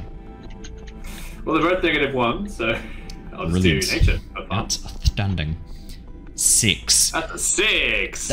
These dense notes that seem to relate to some fauna and flora. It's hard to say. It looks like it's just a mess of torn pages and spilled ink. I just sort of, as soon as at the mention of like flora and fauna, I kind of just like look over at like both Lyra and Ember, sorry, and I go, this might be more up your alley, I believe. Outside of my expertise, something about the flora and fauna. Might have been doing some sort of investigation, some sort of research, perhaps. It seems the most likely, given where we are. Maybe looking into the Underdark. Yes. Maybe have a look here and see if you could just make anything of it. Put our minds together, Ember? Yeah, I'll grab some of the pieces of paper, you can grab some others and see if we can find anything. I'm happy for you both to roll or to nominate one person to roll with advantage. What check do you want us to do? Investigation or nature? Probably Ember. I'm happy to do a nature check, yeah. Sweet ass. Okay. You may roll with advantage. Oh, thank God, because that was a nat 1. Natural 1. Spam those nat 1 emotes, everybody. We got a natural 1. Hey, let's go. Nice. It's an 18. 18. Ember. Very quickly, as you peer through the pages, you can actually see that if you hold the pages up towards the drift globe, because the ink that spilled across wasn't pressed down with a quill, you can actually use the light to give you a bit of an indication of the indentations that help you kind of decipher some of the harder to read sections of this note. These do appear to be a bestiary, a journal of a naturalist, someone studying the fauna and flora of the Underdark and taking field notes. The handwriting is cramped, it is hard to read, but as you begin looking over it, it seems to be describing the comings and goings of the Myconid circle nearby, a thriving circle of 100 strong Myconids, indicating that probably this was written some time ago. It describes a number of the other dangers, the ropers. It describes something known as an aboleth, a narrow escape from an aboleth this morning down near the Dark Lake. Avoid collecting water during like the Dark Lake hours, or like avoid collecting water from the Dark Lake directly is written underneath it. There's that's about all you can kind of glean from these notes. But the one thing you do find as you turn over one of the pages, part of the ink cracks, and as you tip it off and look down, because it's spilled over this page and sealed the pages together, as the pages split apart and you can look between, there's a symbol that you may or may not recognize. Could I get you to roll me a history check? Yeah, you can. That is a 7. 7. You do not recognize this symbol. It appears to be an eye with horns from like coming up behind it, and almost like wings coming out from the side of the eye. Does anyone here recognize this symbol? And I'll try and show them on the angle in that crack to get that image. Has anyone seen this before? No? In a nightmare a long time ago, but I don't think it's the same thing. anyone who wants to roll a history check absolutely can. I should be able to copy the image in here. Let's see. Why not? Oh, and would it make even any sense for Threign to even know it? Like, do I even attempt to unlikely for Threign, but for no, that's don't ignore that. That didn't work. Lord. That didn't work. Ignore that. That didn't work. Whoa. That's not right. I was trying to copy the picture in to see if I could make it appear. Just ignore that. That did not work. That's not right. That's not correct. Yeah, that's, Dream has no idea. It looks like. Yeah, a brief look at That's it. your word. I'd like to think that wall of unintelligible text is what Dream thinks when he looks at it. It's just as Dream's brain just the dial-up modem connection attempts to connect. Whoa, Lyra's not far off it. He's Niles also rolled a 7, so we're not doing too well. I don't even get the chance to roll. That's so. We're Dream doing is good. seeing if that person is still alive. All this. Oh my God, Harry, you're your only hope. Oh wow. Harry, 18. In your travels as a merchant, you have heard stories of a group of scholars that research and live in the Underdark, a group known as the Society of Brilliance. Very occasionally, they send up missives to the surface worlds, to the Oxenfurt University, to the Unseen University, sometimes to the Bard's College in Palin to distribute information through the Bard's College there, with tales and stories of their explorations throughout the Underdark. You probably have never met a member of the Society of Brilliance, but you know that they have a close association with the Oxenfurt Historical Society, an archaeological society that operates outside of Oxenfurt. Nope, never seen that before. No, it's it's from the Society of Brilliance, and they're like a bunch of nerds that study in the Underdark and like talk to the Oxenfurt University. Oh, well, Professor Grell said that we might make contact with them, so that's rather interesting. Maybe he might find this interesting if we could maybe take some of the writings here. I'm sure he might find it valuable. He seemed to think that he wasn't associated with the Society of Brilliance, but I think he probably was. That's my feeling. He seemed to be embarrassed about it, to be honest. Yes, but he did mention it, so might be worth holding on to there, Harry. What do you think? Yeah, let's chuck it in the bag of holding. Before we take the research notes, we are assuming that guy's dead, right? That's what I'm. How are you doing with that, Dream? I figured I was doing it while other people were doing things. I was going to jump over to Dream. Do you want to make me a medicine check, Dream, if you are investigating the body to see if this person be dead? As they've all gone over to their other things and taking a look, Ember's sort of briefly peering a bit deeper into the writings and manuscripts. Everyone else standing in the center chamber looking around. Now that I've determined it's not undead, I'm going to quickly rush over and check the pulse, put my cheek against the lips of the figure to see if it's breathing before I even see what race it is or anything. Just see if they're okay. Owlin are at a huge advantage for checking if someone's alive or not. You can just hold your wings over a person's mouth and see if they move really easily, quickly. Yeah, it's a little awkward for old Dream there though. Yeah, thanks. What wings he's got? Or other feathers. Just the biggest wing feathers. I rush over and instantly feel my incompetence and a few tears fall down your face, except can owls cry? Here we go. Can you answer this question right now? Can owls cry? Are you going to tell me also that I can't cry and just make me more depressed? Can owl men cry? Because that's all owl women. Owls can cry tears. Although the tears are much higher in concentration of urea, which means that technically it's closer in chemical similarity to piss. So as I rush over, and a little just a fun fact. Reptiles too. I as I sort of wipe it away. Oh, that stinks. It's Anyway. why their feathers get stained by it, I would say. If I had to make a guess, I'd say it's the urea that actually stains it. I will try and check the person to see if they are alive. Now, you said that cool stuff. Do I have to do a medicine check? You can do medicine or investigation, up to you. Or perception. Yeah. Yeah. What would it be plus if it was a perception? I did add that after you'd already clicked. Yeah, perception and medicine are both a -1. Okay, we'll take the investigation for a +1. My wisdom is not the best. Dream. This is a dead body. The telltale giveaway is the fact that there's almost no flesh left on this figure. It has there you go. almost entirely... Oh, no breath? Nice. Oh, shit. Okay.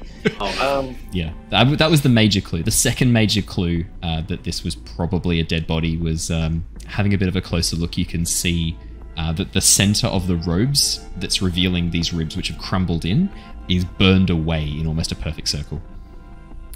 Oh. Does it smell bad in here? Or is it like past the point where just the smell is just kind of gone? Past the point, yeah, it's years ago. Oh! Lyra! Look, I'm about to do some dope shit. Oh shit! Yeah, your new breastplate. Yeah. Oh, this is.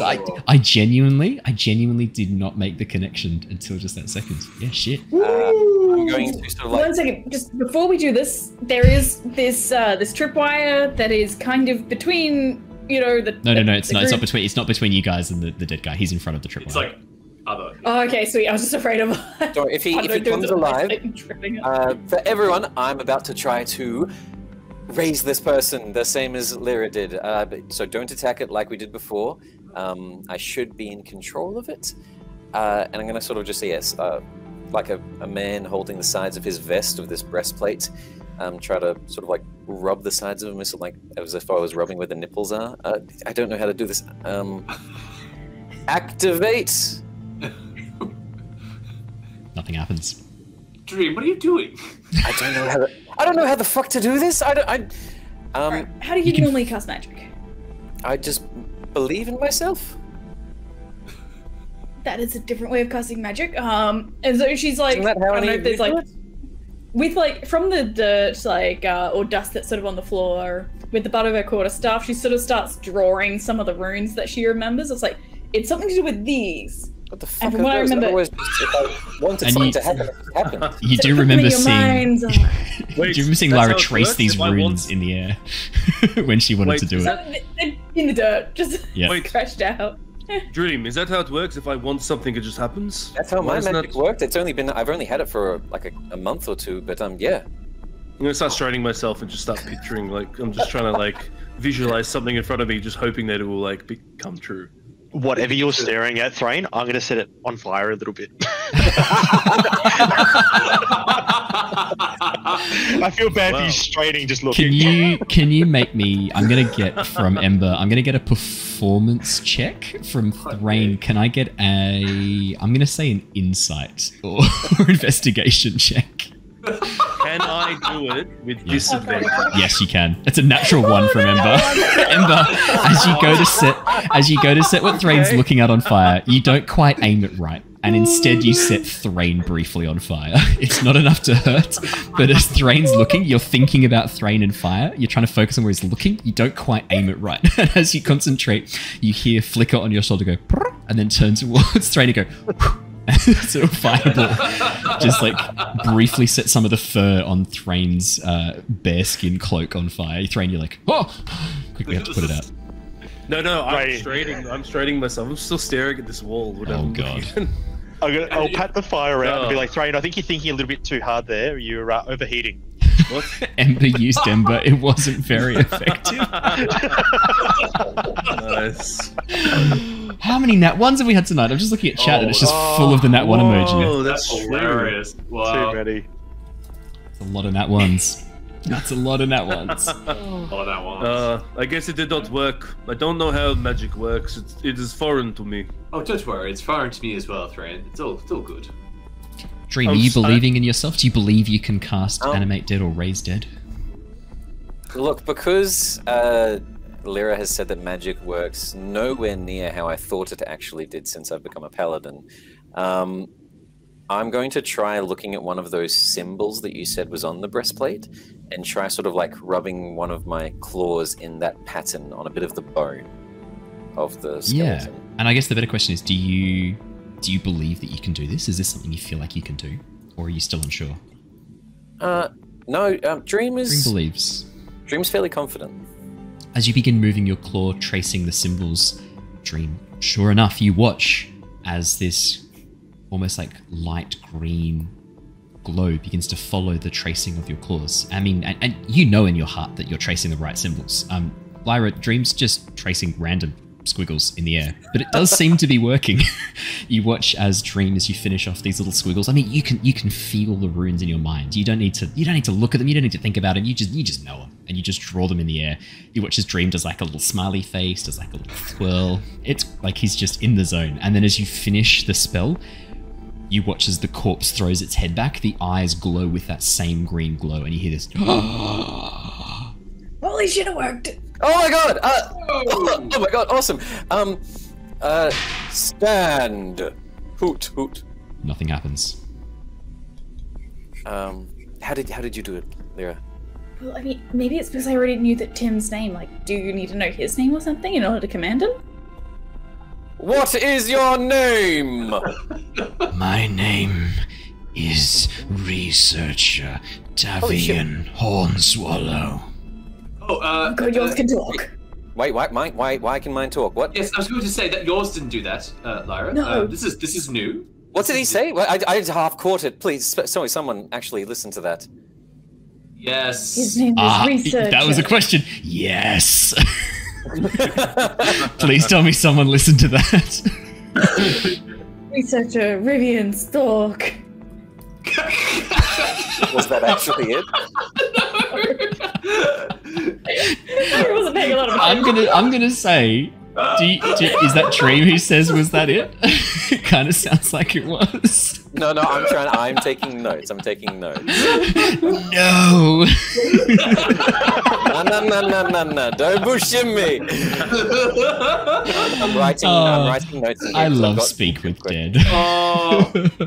I also love this ongoing joke that you have Speak with Dead and Animate Dead mixed up, and so the two of you now perpetually casting the wrong spell. It's quite funny. But seriously, did anyone catch the name? Something. Was it Darian Hornswallow? Was it that the one? I couldn't quite catch it. Something like that. He was a researcher. I got the. Yes, I got that too. His name is Researcher. Mr. Researcher. I know we haven't left just yet, Yeah. but I do have a question I want to ask. If we asked up until the last question and then walked off and just left him there, what would happen? As soon as you got far enough away, so with outside the 10 feet, the spell would end because it's a 10-foot range spell. Right, gotcha. So I know the D&D movie had a lot of fun with that, where they just leave the corpse there. I actually watched that recently, so that's why I was like, "Ooh, that's actually pretty fun." Unfortunately, the spell would end when you got 10 feet away. Unfortunately, or if you stopped concentrating on it. So as soon as you cast another spell, associated to everyone else. Almost like playing a game of like charades. We need to ask questions. Not charades, but like I've played a lot of those word games with friends, board games where you have to avoid specific like adjectives. Oh yeah. I'm trying not to phrase this in a question. Lyra whispers in his ear, "How did he die?" I was thinking the same thing. Or who killed you? Or is the danger still here? Are we going to die? Hoot. Okay.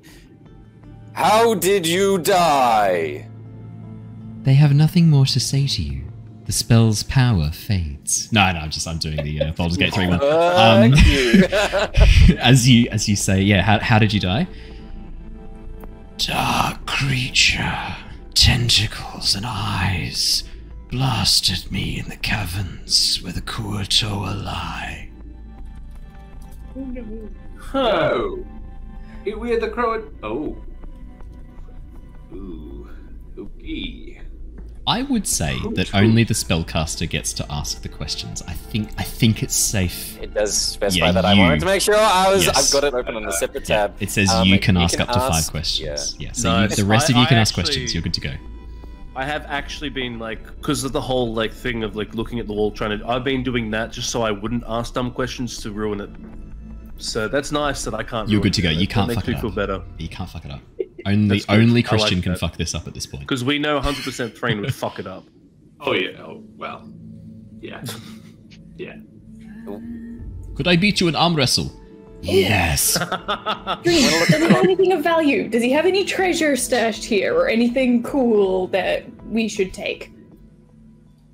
I guess. But before I say anything, though, Niles and Ember, you've been looking at the parchments. You've found things, yes? You have. So, I found a little bit of information about Society of Brilliance. Yes.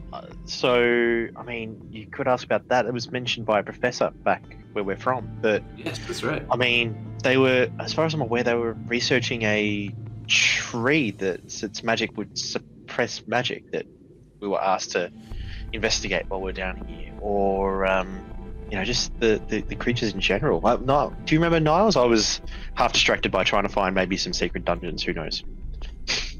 Oh yes, no. And take a look at the same sort of notes they were reading just as they're discussing. No, Ember's right. Yes, that was what Professor Grell was looking into. Some sort of anti-magic sort of property with the plant, I believe. With the bark, it was. Yes, correct. Yes, that's right. Only to be found in the Underdark. Very dangerous, hard to find. Professor Grell told us to look out for it. Yes. That's yes. Chat remembers the name, guys. Don't worry. It was apparently Reginald Fingerbottom. Ah, yeah, of course. Chat's on it. Chat's got it written down. You don't worry. They've got it covered for you. I'm sure. Thanks, Chat. Yep. Thanks, Chat. Nice.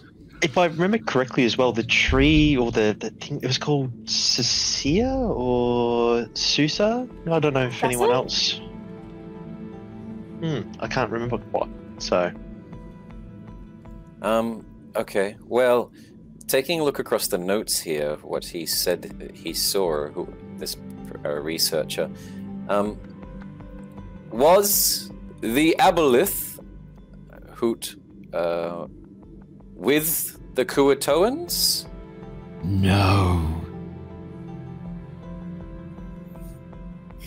You suspect whatever did this was what you said? An aboleth? What is that? Well, the papers here mentioned that he noticed one down near the lake. I thought maybe that was the creature that he mentioned. Oh! The tentacled thing that blasted him. Ah, oh yes, I see. I didn't make that connection. If it's not that, does anyone? Do any of us know what this could be? As I've been trying to. You did a good job. That was almost the answer, but you got out of it. Do any of us know what it is? That's enough. I don't think the corpse is going to interpret that as including a question for it. I sort of shrug. Now, I'm fairly confident, obviously, and again with the game, it's a very popular thing that a few people should know. Could Dream do a history check for a certain Baldur's Gate antagonist? Yeah, absolutely. Cool. Don't worry about it. 3. Wow. Hard to say. Low rolls tonight. Okay, well, not sure what it is, and the final question, above board, 2 options that I div had, but I didn't want to metagame it too bad, and I think I'm just going to go with what Lyra has offered. But it was, in case this thing was a Swift Noblin, what race are you? But I fucked up a question, so I've only got 4.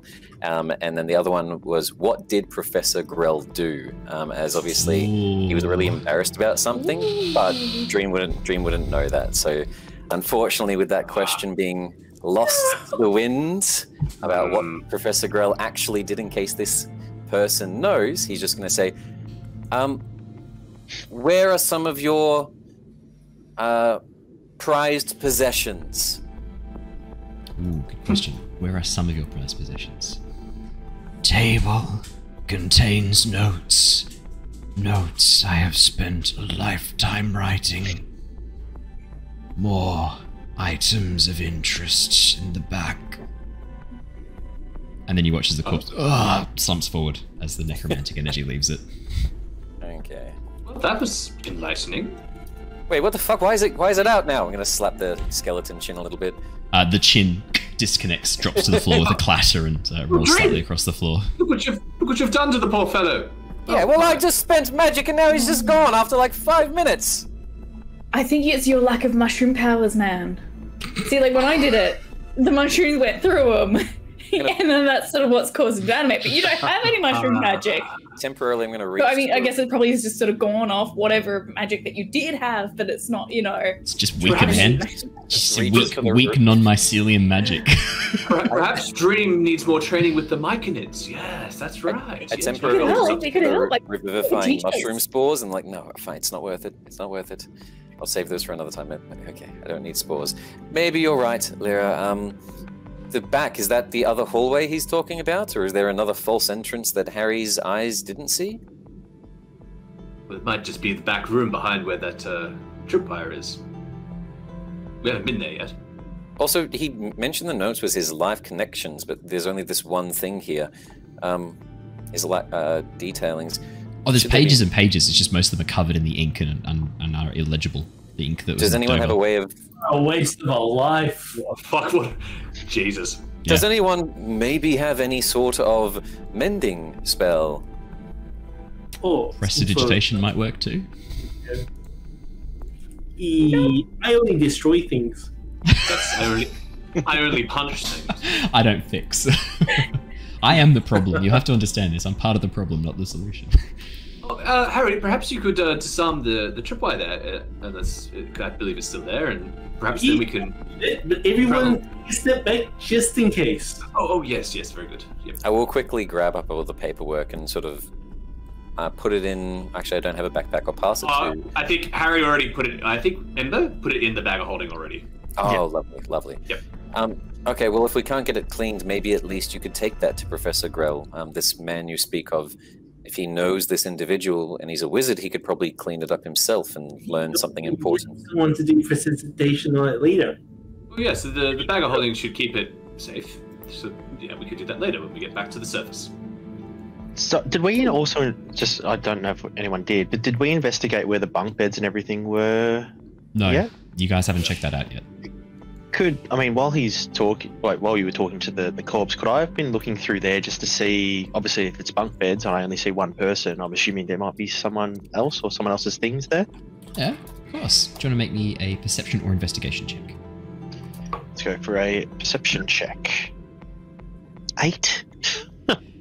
I mean, as you look around, it seems like a pretty bare bones bedroom. The top bunk doesn't look to have ever been slept in. The bottom bunk, you can see the sheets and covers have been thrown haphazardly. A pillow, probably once filled with feathers, has kind of partially burst, the seams having gotten old and broken open. And yeah, this looks like an old room.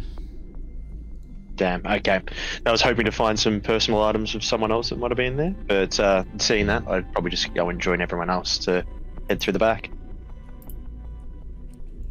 Perfect. Harry, are you trying to disarm the trap? Yes. Perfect. I would love a sleight of hand check, please, my little Bonnie.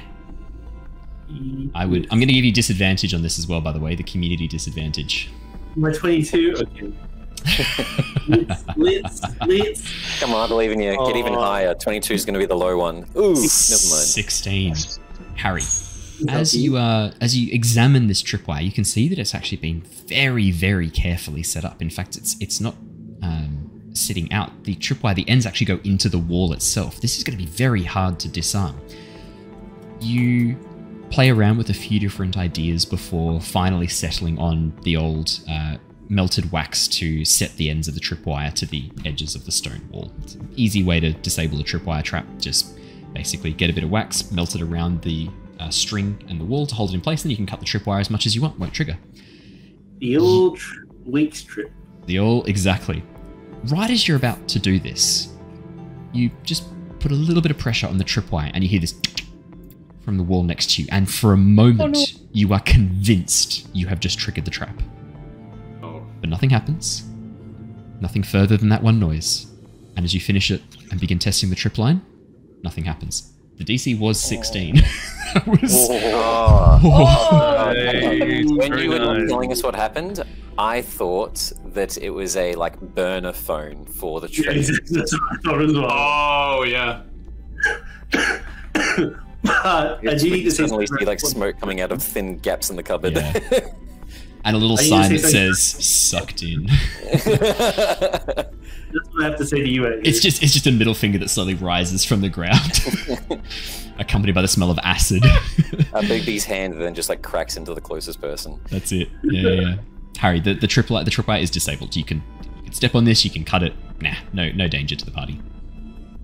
Yep, here you will cut it. Perfect. Cut it. Begin exploring the back room. As we're doing that, I'm going to call out, Threign, no Kuatoans outside? I would probably have fallen asleep. Thank God someone's paying attention is all I can say. But I will stir from that, though. I'll stir from that. Yes, give me a moment. I was just, just look. I was, it's all good. I'll have a quick look around, see if anything's around. Yeah, make me a perception check. Alright, sweet. Aliens before. Yeah. 13. Seems like a very much abandoned forest. I mean, the crazy thing is, right, you could mistake this for a forest on the overworld, but there's no birds. You can hear this occasional sort of bizarre chirping noise, and as you look around Threign, you can see these almost like millipede-like creatures, roughly a meter long, traveling around the tops of the Zerkwood, harvesting the mushrooms. Clearly some sort of herbivorous insect-like creature that lives in the Underdark, just munching away at the tops of the Zerkwood, the nice, fleshy, soft mushroom fruiting bodies. Fan of that. Yeah, I'll just sort of say back, no, nothing to be worried about. You guys keep going. We've got this sorted, eh? And I sort of, you hear me like patting, how do you say your thing's name, sorry? Kong-Chi. Kong-Chi. So, yeah, I'll pat him, and then I sort of slap myself in the face, and I start doing push-ups to get myself, energized again and not fall asleep on the watch. Oh, nice. Perfect. So, yeah. For those of you who are heading into the back room, as you begin making your way through, you can see that this does indeed look like a study. It's been set up rather like an advanced study. That writing desk out the front probably wasn't even used very often. It's this main room that was designed. There's a bookshelf that you can see a number of tomes stacked up on the many shelves. Most of them look to be tomes of various different histories of different events happening, both above and below, both in the Underdark and in the Overworld. The table itself is a very ornate writing desk made of Zerkwood, but you can see that it has been left abandoned for some time, and these small, dark, purplish black bracket fungus have begun growing from the edges of the Zerkwood and eroding away at the edges of the writing table. On the wall just behind you, as you step in around the corner, there is a medium-sized ornate treasure chest with a lock on the outside. Lyra, you are asking about those dark purplish black mushrooms, obsidian black mushrooms, bracket fungus, growing on the desk. Growing out of the desk, this old Zerk. As soon as she spots that, she points it out to the others and is like, oh, far out. I was pre-warned about this stuff. Dropped some real nasty stuff that you don't want to come in contact with. If we're going to investigate this desk, we're going to need full head-to-toe covering, face, eyes. You do not want to breathe or touch or get this stuff. But if we can get some in a vial, then we can probably give it to our tattoo artist friend and maybe get some cool stuff. Oh. Hoot hoot. Hoot, hoot, indeed. Well, I'm not the best when it comes to things that I think are skilled more to Harry, looking towards the chest and the table. I might leave this to all of you and go and say hi to Threign. I might assist Harry. I have a bit of a deft hand. I might be able to assist him with the mechanisms of the chest. If you don't mind, Harry. Yeah, let's do it together. Excellent. All right. Perfect. So before they come, even get close, Lyra's sort of pulling out of her bag just whatever the hell she can to try and sort of give them some sort of protection. Yeah, 100%. So I'd also give maybe some glass vials that I'd been making back earlier as well to put the mushrooms into. Hell yeah, that sounds cool. That's great. Absolutely. So, Harry, it sounds like you're the main person who's going to be trying to pick the lock on this chest. Do you want to make me a sleight of hand check? With advantage, because I'm helping. With advantage, because you're helping. Harry. Do you want to roll one each, Niles? Oh. You could roll one each. Yeah. Harry's sure, have you ever picked the lock before, Niles? No. Well. So you put it in like this. Oh, no. You do not put it in like that, it turns out. That's a 12. Harry, because you're kind of focused on talking Niles through this very impressive technique, you jam the lockpick. Whoa. Oh, you mean like this? I That's a nat 20 for a total of 28. Harry, as you go to jam the lockpick in, the lockpick immediately breaks as you're not looking, and Niles sort of places a hand on your hand, slowly moves it back, and then just goes in and with a smooth just unlocks the chest. As you teamwork. As you open up the chest, you can see that there are a number of items that have been stored in here. There's 2 sets of robes that match the robes of the figure outside. Again, with that symbol on the chest and these long flowing, almost wizard-like robes that have been tucked into the chest to keep them safe. They do look indeed like they are the official uniform of this Society of Brilliance, which you've had a bit of a chance to understand. There's also what looks like a candle, just a candle sitting in there. It's made of a black wax, but does seem to be just a candle that's sitting in there. There's a couple of other items, what looks like a small jar marked with a runic symbol on it that is the symbol for alchemy, the alchemical symbol for alchemy itself, for transmutation, sitting on the jug. And you can also see what looks like a small brown tiger eye-like stone that softly pulses with almost like a orangish light. Ooh, indeed. Quite the hole. I look over at Harry and go, "Oh, did you see that? Not too bad, huh?" Yeah. It was teamwork.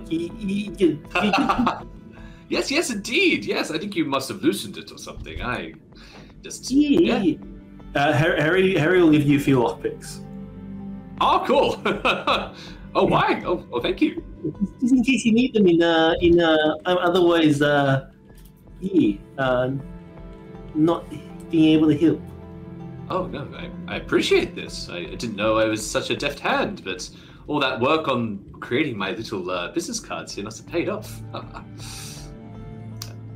For context, I don't know if Dream would know this or Christian would know this, but Niles has these very meticulously designed business cards that he used. Way back when he was first joining the Tempest Guild, because he knew that Mira was such a fan of business cards, and he wanted to make his own. He still has them, and he just sort of shows them off a little bit. And you didn't give one to Dream when you first met him? I think he did, actually. I did, yeah. You did? I think he did describe that from memory. I love. Ooh, okay. Yeah, I definitely kept it, Ooh. I mean, Dream was a slave down here in the Antarctic. The last thing he probably sort of wanted was, soliciting. Yeah, that's fair. I understand. Yeah, awesome. Yeah. I kind of look at Harry and go, any of these items look familiar to you at all? Try the glass, the wand. Oh yes, you have that wand. Oh yeah. Harry will pull out his wand and point him at everything. Oh, Harry, as soon as you point it, the crystal takes over your eyes once again. You can see all 3 items are glowing with magic. And not only that, the chest has a false bottom. You can see that there is glowing on a symbol, invisible to the naked eye, that is hiding a false bottom to the chest. Just pulsing softly, that is invisible to the naked eye. Crafty. Huge. That's crafty. Bam, bam, bam, bam. There's more. I guess. Oh, yeah, Harry. There's more inside. Oh, really? Ooh. Harry will check for traps as he opens up the false bottom. Oh yeah, I'm definitely going to get a investigation on that, please. Can I assist because I'm there? I think so. Yeah. I think that's fair. Wasn't Matt roll again? Harry, you can roll with advantage. I'm happy with that. Okay. 6 and a 19. We'll take the 19. Hey, how does that sound? Yes. Yes, that sounds like a very fair thing to do. No traps. To disable this magic, you think all you need to do is press your fingers against it and hold them there for a moment. That's all you're going to need. Harry presses his fingers against it and holds it for a minute. As they do, you watch as, after a brief moment, the illusionary magic fades. The bottom of the chest sort of slides over, and a little hidden compartment rises up from underneath. Nestled in the hidden compartment, you can see what looks like almost like a small hollow metal tube, about 1 foot long, just sitting there. Oh, it looks like a sheath for my wand. Is it also magical in his eyes? Oh yeah, it's glowing with magic. I put a hand on Harry and go, maybe it's a bit mindful of trying to push them together. I don't know much about magic, but that might be a little bit, I don't know about that. It makes me a little uneasy. What kind of magic is it? Art of it, Owen? What was that, sorry? And that's the art of it? I thought you'd like to see the artwork. Yeah, it's sort of a hollow metal tube with a little chain coming off it, and almost what looks like a small baton, almost like a triangle baton used to make a triangle ring with sound. Oh, you go. What magic is it? What was that, sorry? What type of magic is it? Ooh, that's a good point. I think it would be abjuration magic would be the most... Or maybe enchantment? Maybe enchantment, actually. I think, I know the spell that it uses, it similarly uses. I think it might be evocation. Let me check for you. Because I believe... Let me have a quick look. The spell is transmutation. Transmutation. I don't think anyone was expecting transmutation for that spell. No. It doesn't make any sense. It is transmutation that is glowing on it. This soft greenish glow. Wow. I don't know much about magic, but it's got transmutation magic that you can do. It's a pipe bomb. It's a pipe bomb! Yay! Oh, Potter Puppet Pals. Pick the 90s kids. Incredible. Maybe someone who knows something about magic should take this. That's a good idea, yes. Yes. Perhaps Do any of us know about magic? No one does. I mean, I guess you're a druid. With the thing hanging off it, it kind of looks like a really, really weird flint and steel. Ember? Harry, you have inspired me with your crystallized over eyes that seem to be able to see magic. We did pick up some goggles a couple of hours ago. Maybe I'll give them a go and see if they can do anything. Well, maybe hold them up first, and we'll have a look at them to make sure they. Good idea. Niles is going to rifle through the bag of holding and pull out the strange goggles that he collected a couple hours ago. And Enchantment magic. Enchantment magic suffuses these goggles, Harry. It's got enchantment magic, but I can't tell if it's good or bad. Oh, actually, yeah. Do you think I should put them on? Give them a go? Yeah, no, nothing could go wrong. Niles doesn't know. All Niles is magical. It's in possession of like a mad Darrow who is trying to mind control other creatures, so I'm sure enchantment goggles are definitely safe. Yeah, they're fine. Yeah. Hoot brothers for life. You're good, bro. Put them on. Put them on. Put them on. I mean, how much knowledge does Niles have about magic items? Would he expect something like that? I mean, if they belong to a bad person, maybe he'd be a bit skeptical. That's true. I mean, Niles is an idiot. Yeah, no, he's not. Maybe we'll. These did belong to that fellow back in the when we met Druid. The dead guy. Yes, maybe we'll hold on to those a little longer. Yeah, until we can properly tell what it is. Maybe this stuff as well. We'll just put in the bag of holding and. It's a good idea.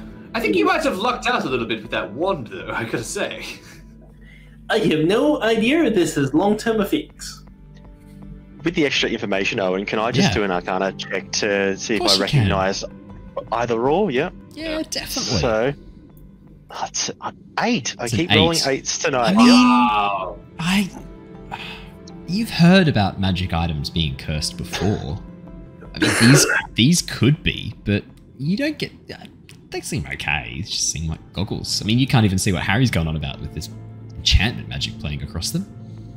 And the same with the. I'm assuming that roll would apply to the other item you found in the bottom of the. Yeah, the weird chime, the little metal pole. Yeah, could be magical. Chime.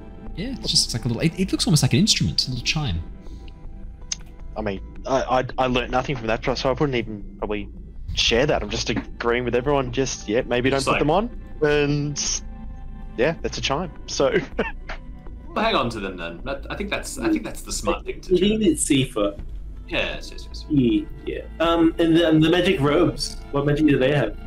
No magic on the robes. They're not magic robes. They're just the guy's clothes. Sorry.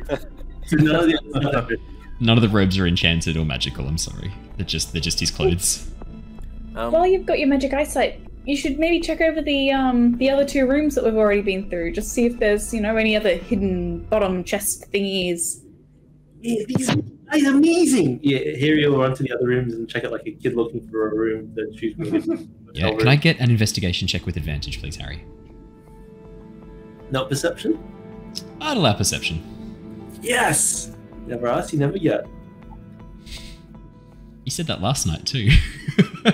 During Avatar Legends. 13:21. Harry, as you begin pouring through the bedroom, no magic items hiding away, but as you go back past the figure lying down, the skeleton now missing its jaw thanks to Dream's backhand, there is a bit of magic coming out of one of the pockets. As you pull open the robe and look inside, there's a stone.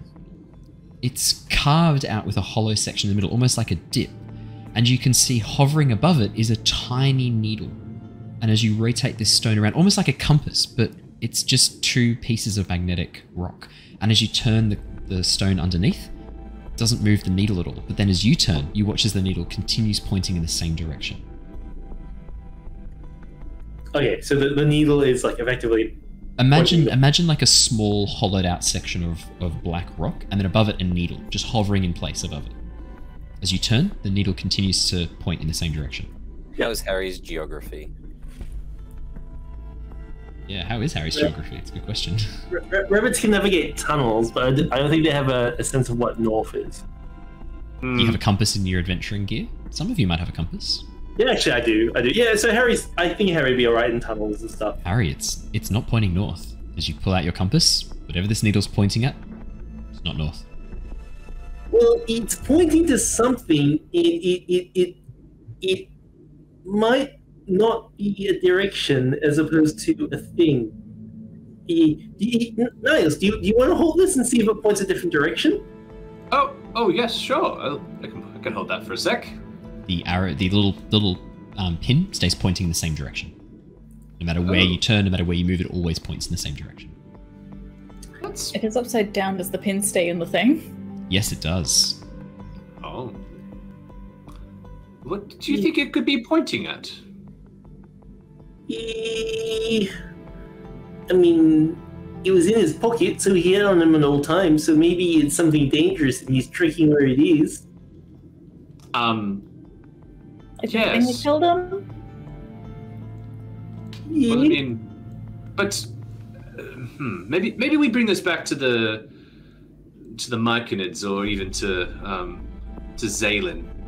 someone in the Underdark might know. It seems like it could be something that it's pointing to here. That's maybe it's worth holding on to as well and keeping an eye on it in case the thing it's pointing to moves. Oh, okay. I could give it a hold here and see what happens. There you go. If anyone has a pocket, I was just thinking, just because of the nature of it, maybe it's best not to put it in a bag of holding, just in case. Oh, yes. No, good idea. Just out of curiosity, sorry, out of game. Yeah. Was that wreathed in magic when Dave was... The compass? Harry was using the thing? Or is this just a thing? Compass? Oh. Very faint traces of magic, Harry. The faintest traces of magic. On the pin, rather than the actual black rock.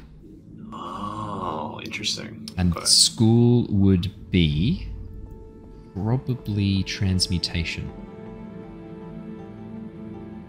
Okay, interesting. And just out of curiosity, where is it pointing to relative to the room that we're in at the moment? Seems to be pointing... Where we came from, etc., etc. What was that, sorry? Well, and like relative to the room, but also relative to the direction we came from. Yeah. So it seems to be pointing east and slightly north. So back towards the Myconid circle, but then north as well. So northeast of where you are, because you travelled west out of the Myconid circle. So it looks like it's pointing east and north, northeasterly from where you are. Oh, okay.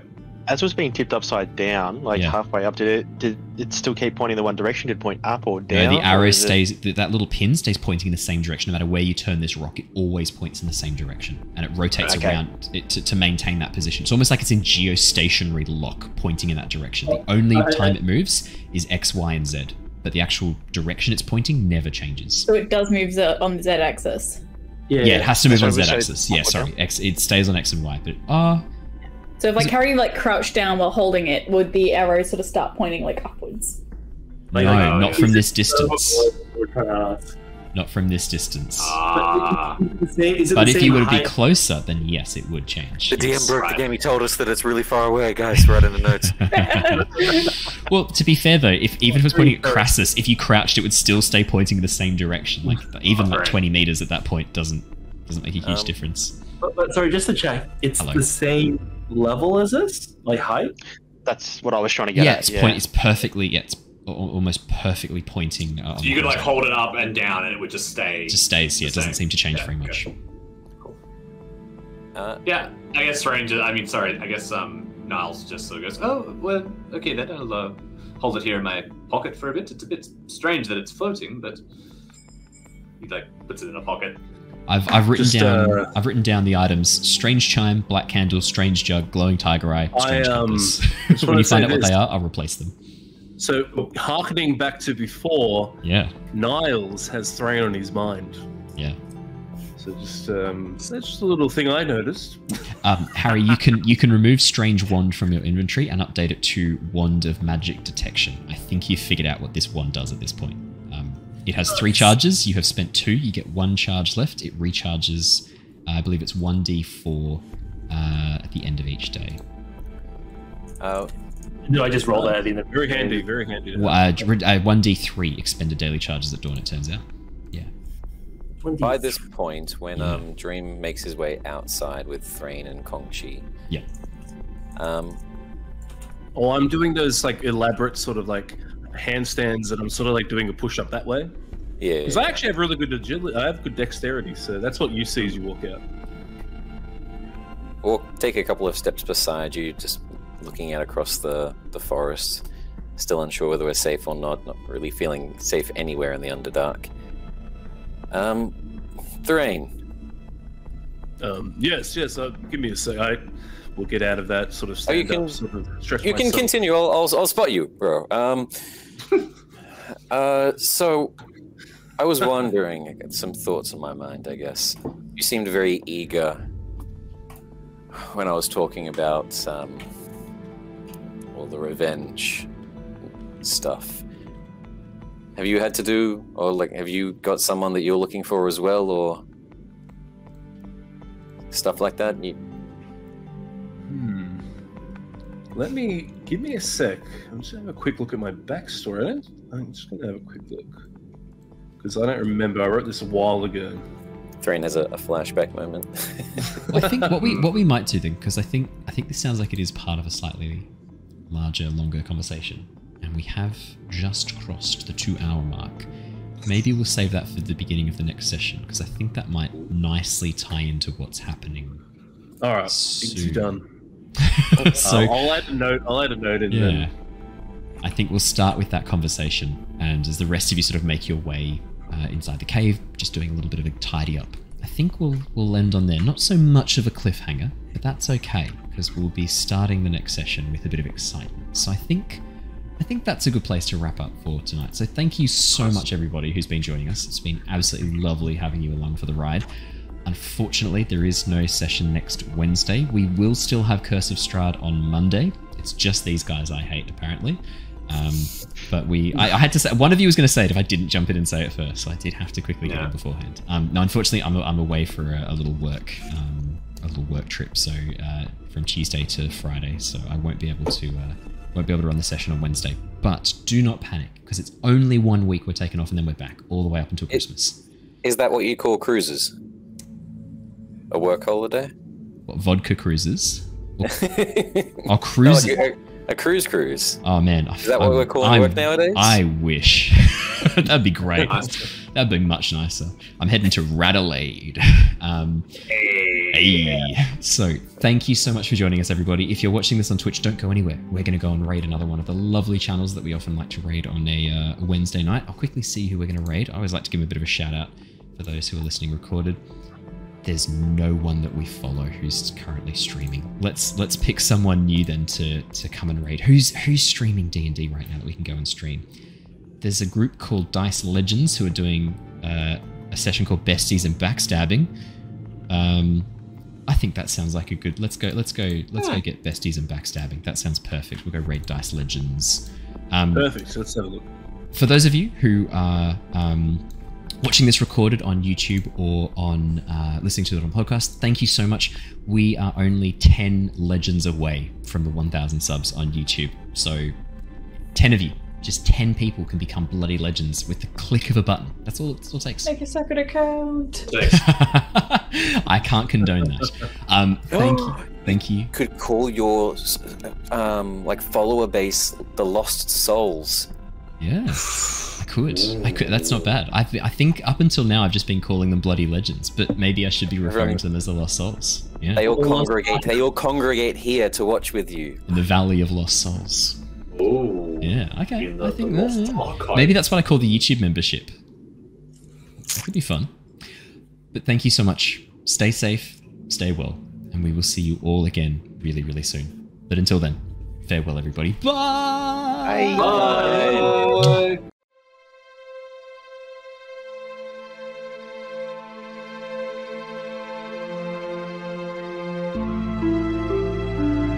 Bye.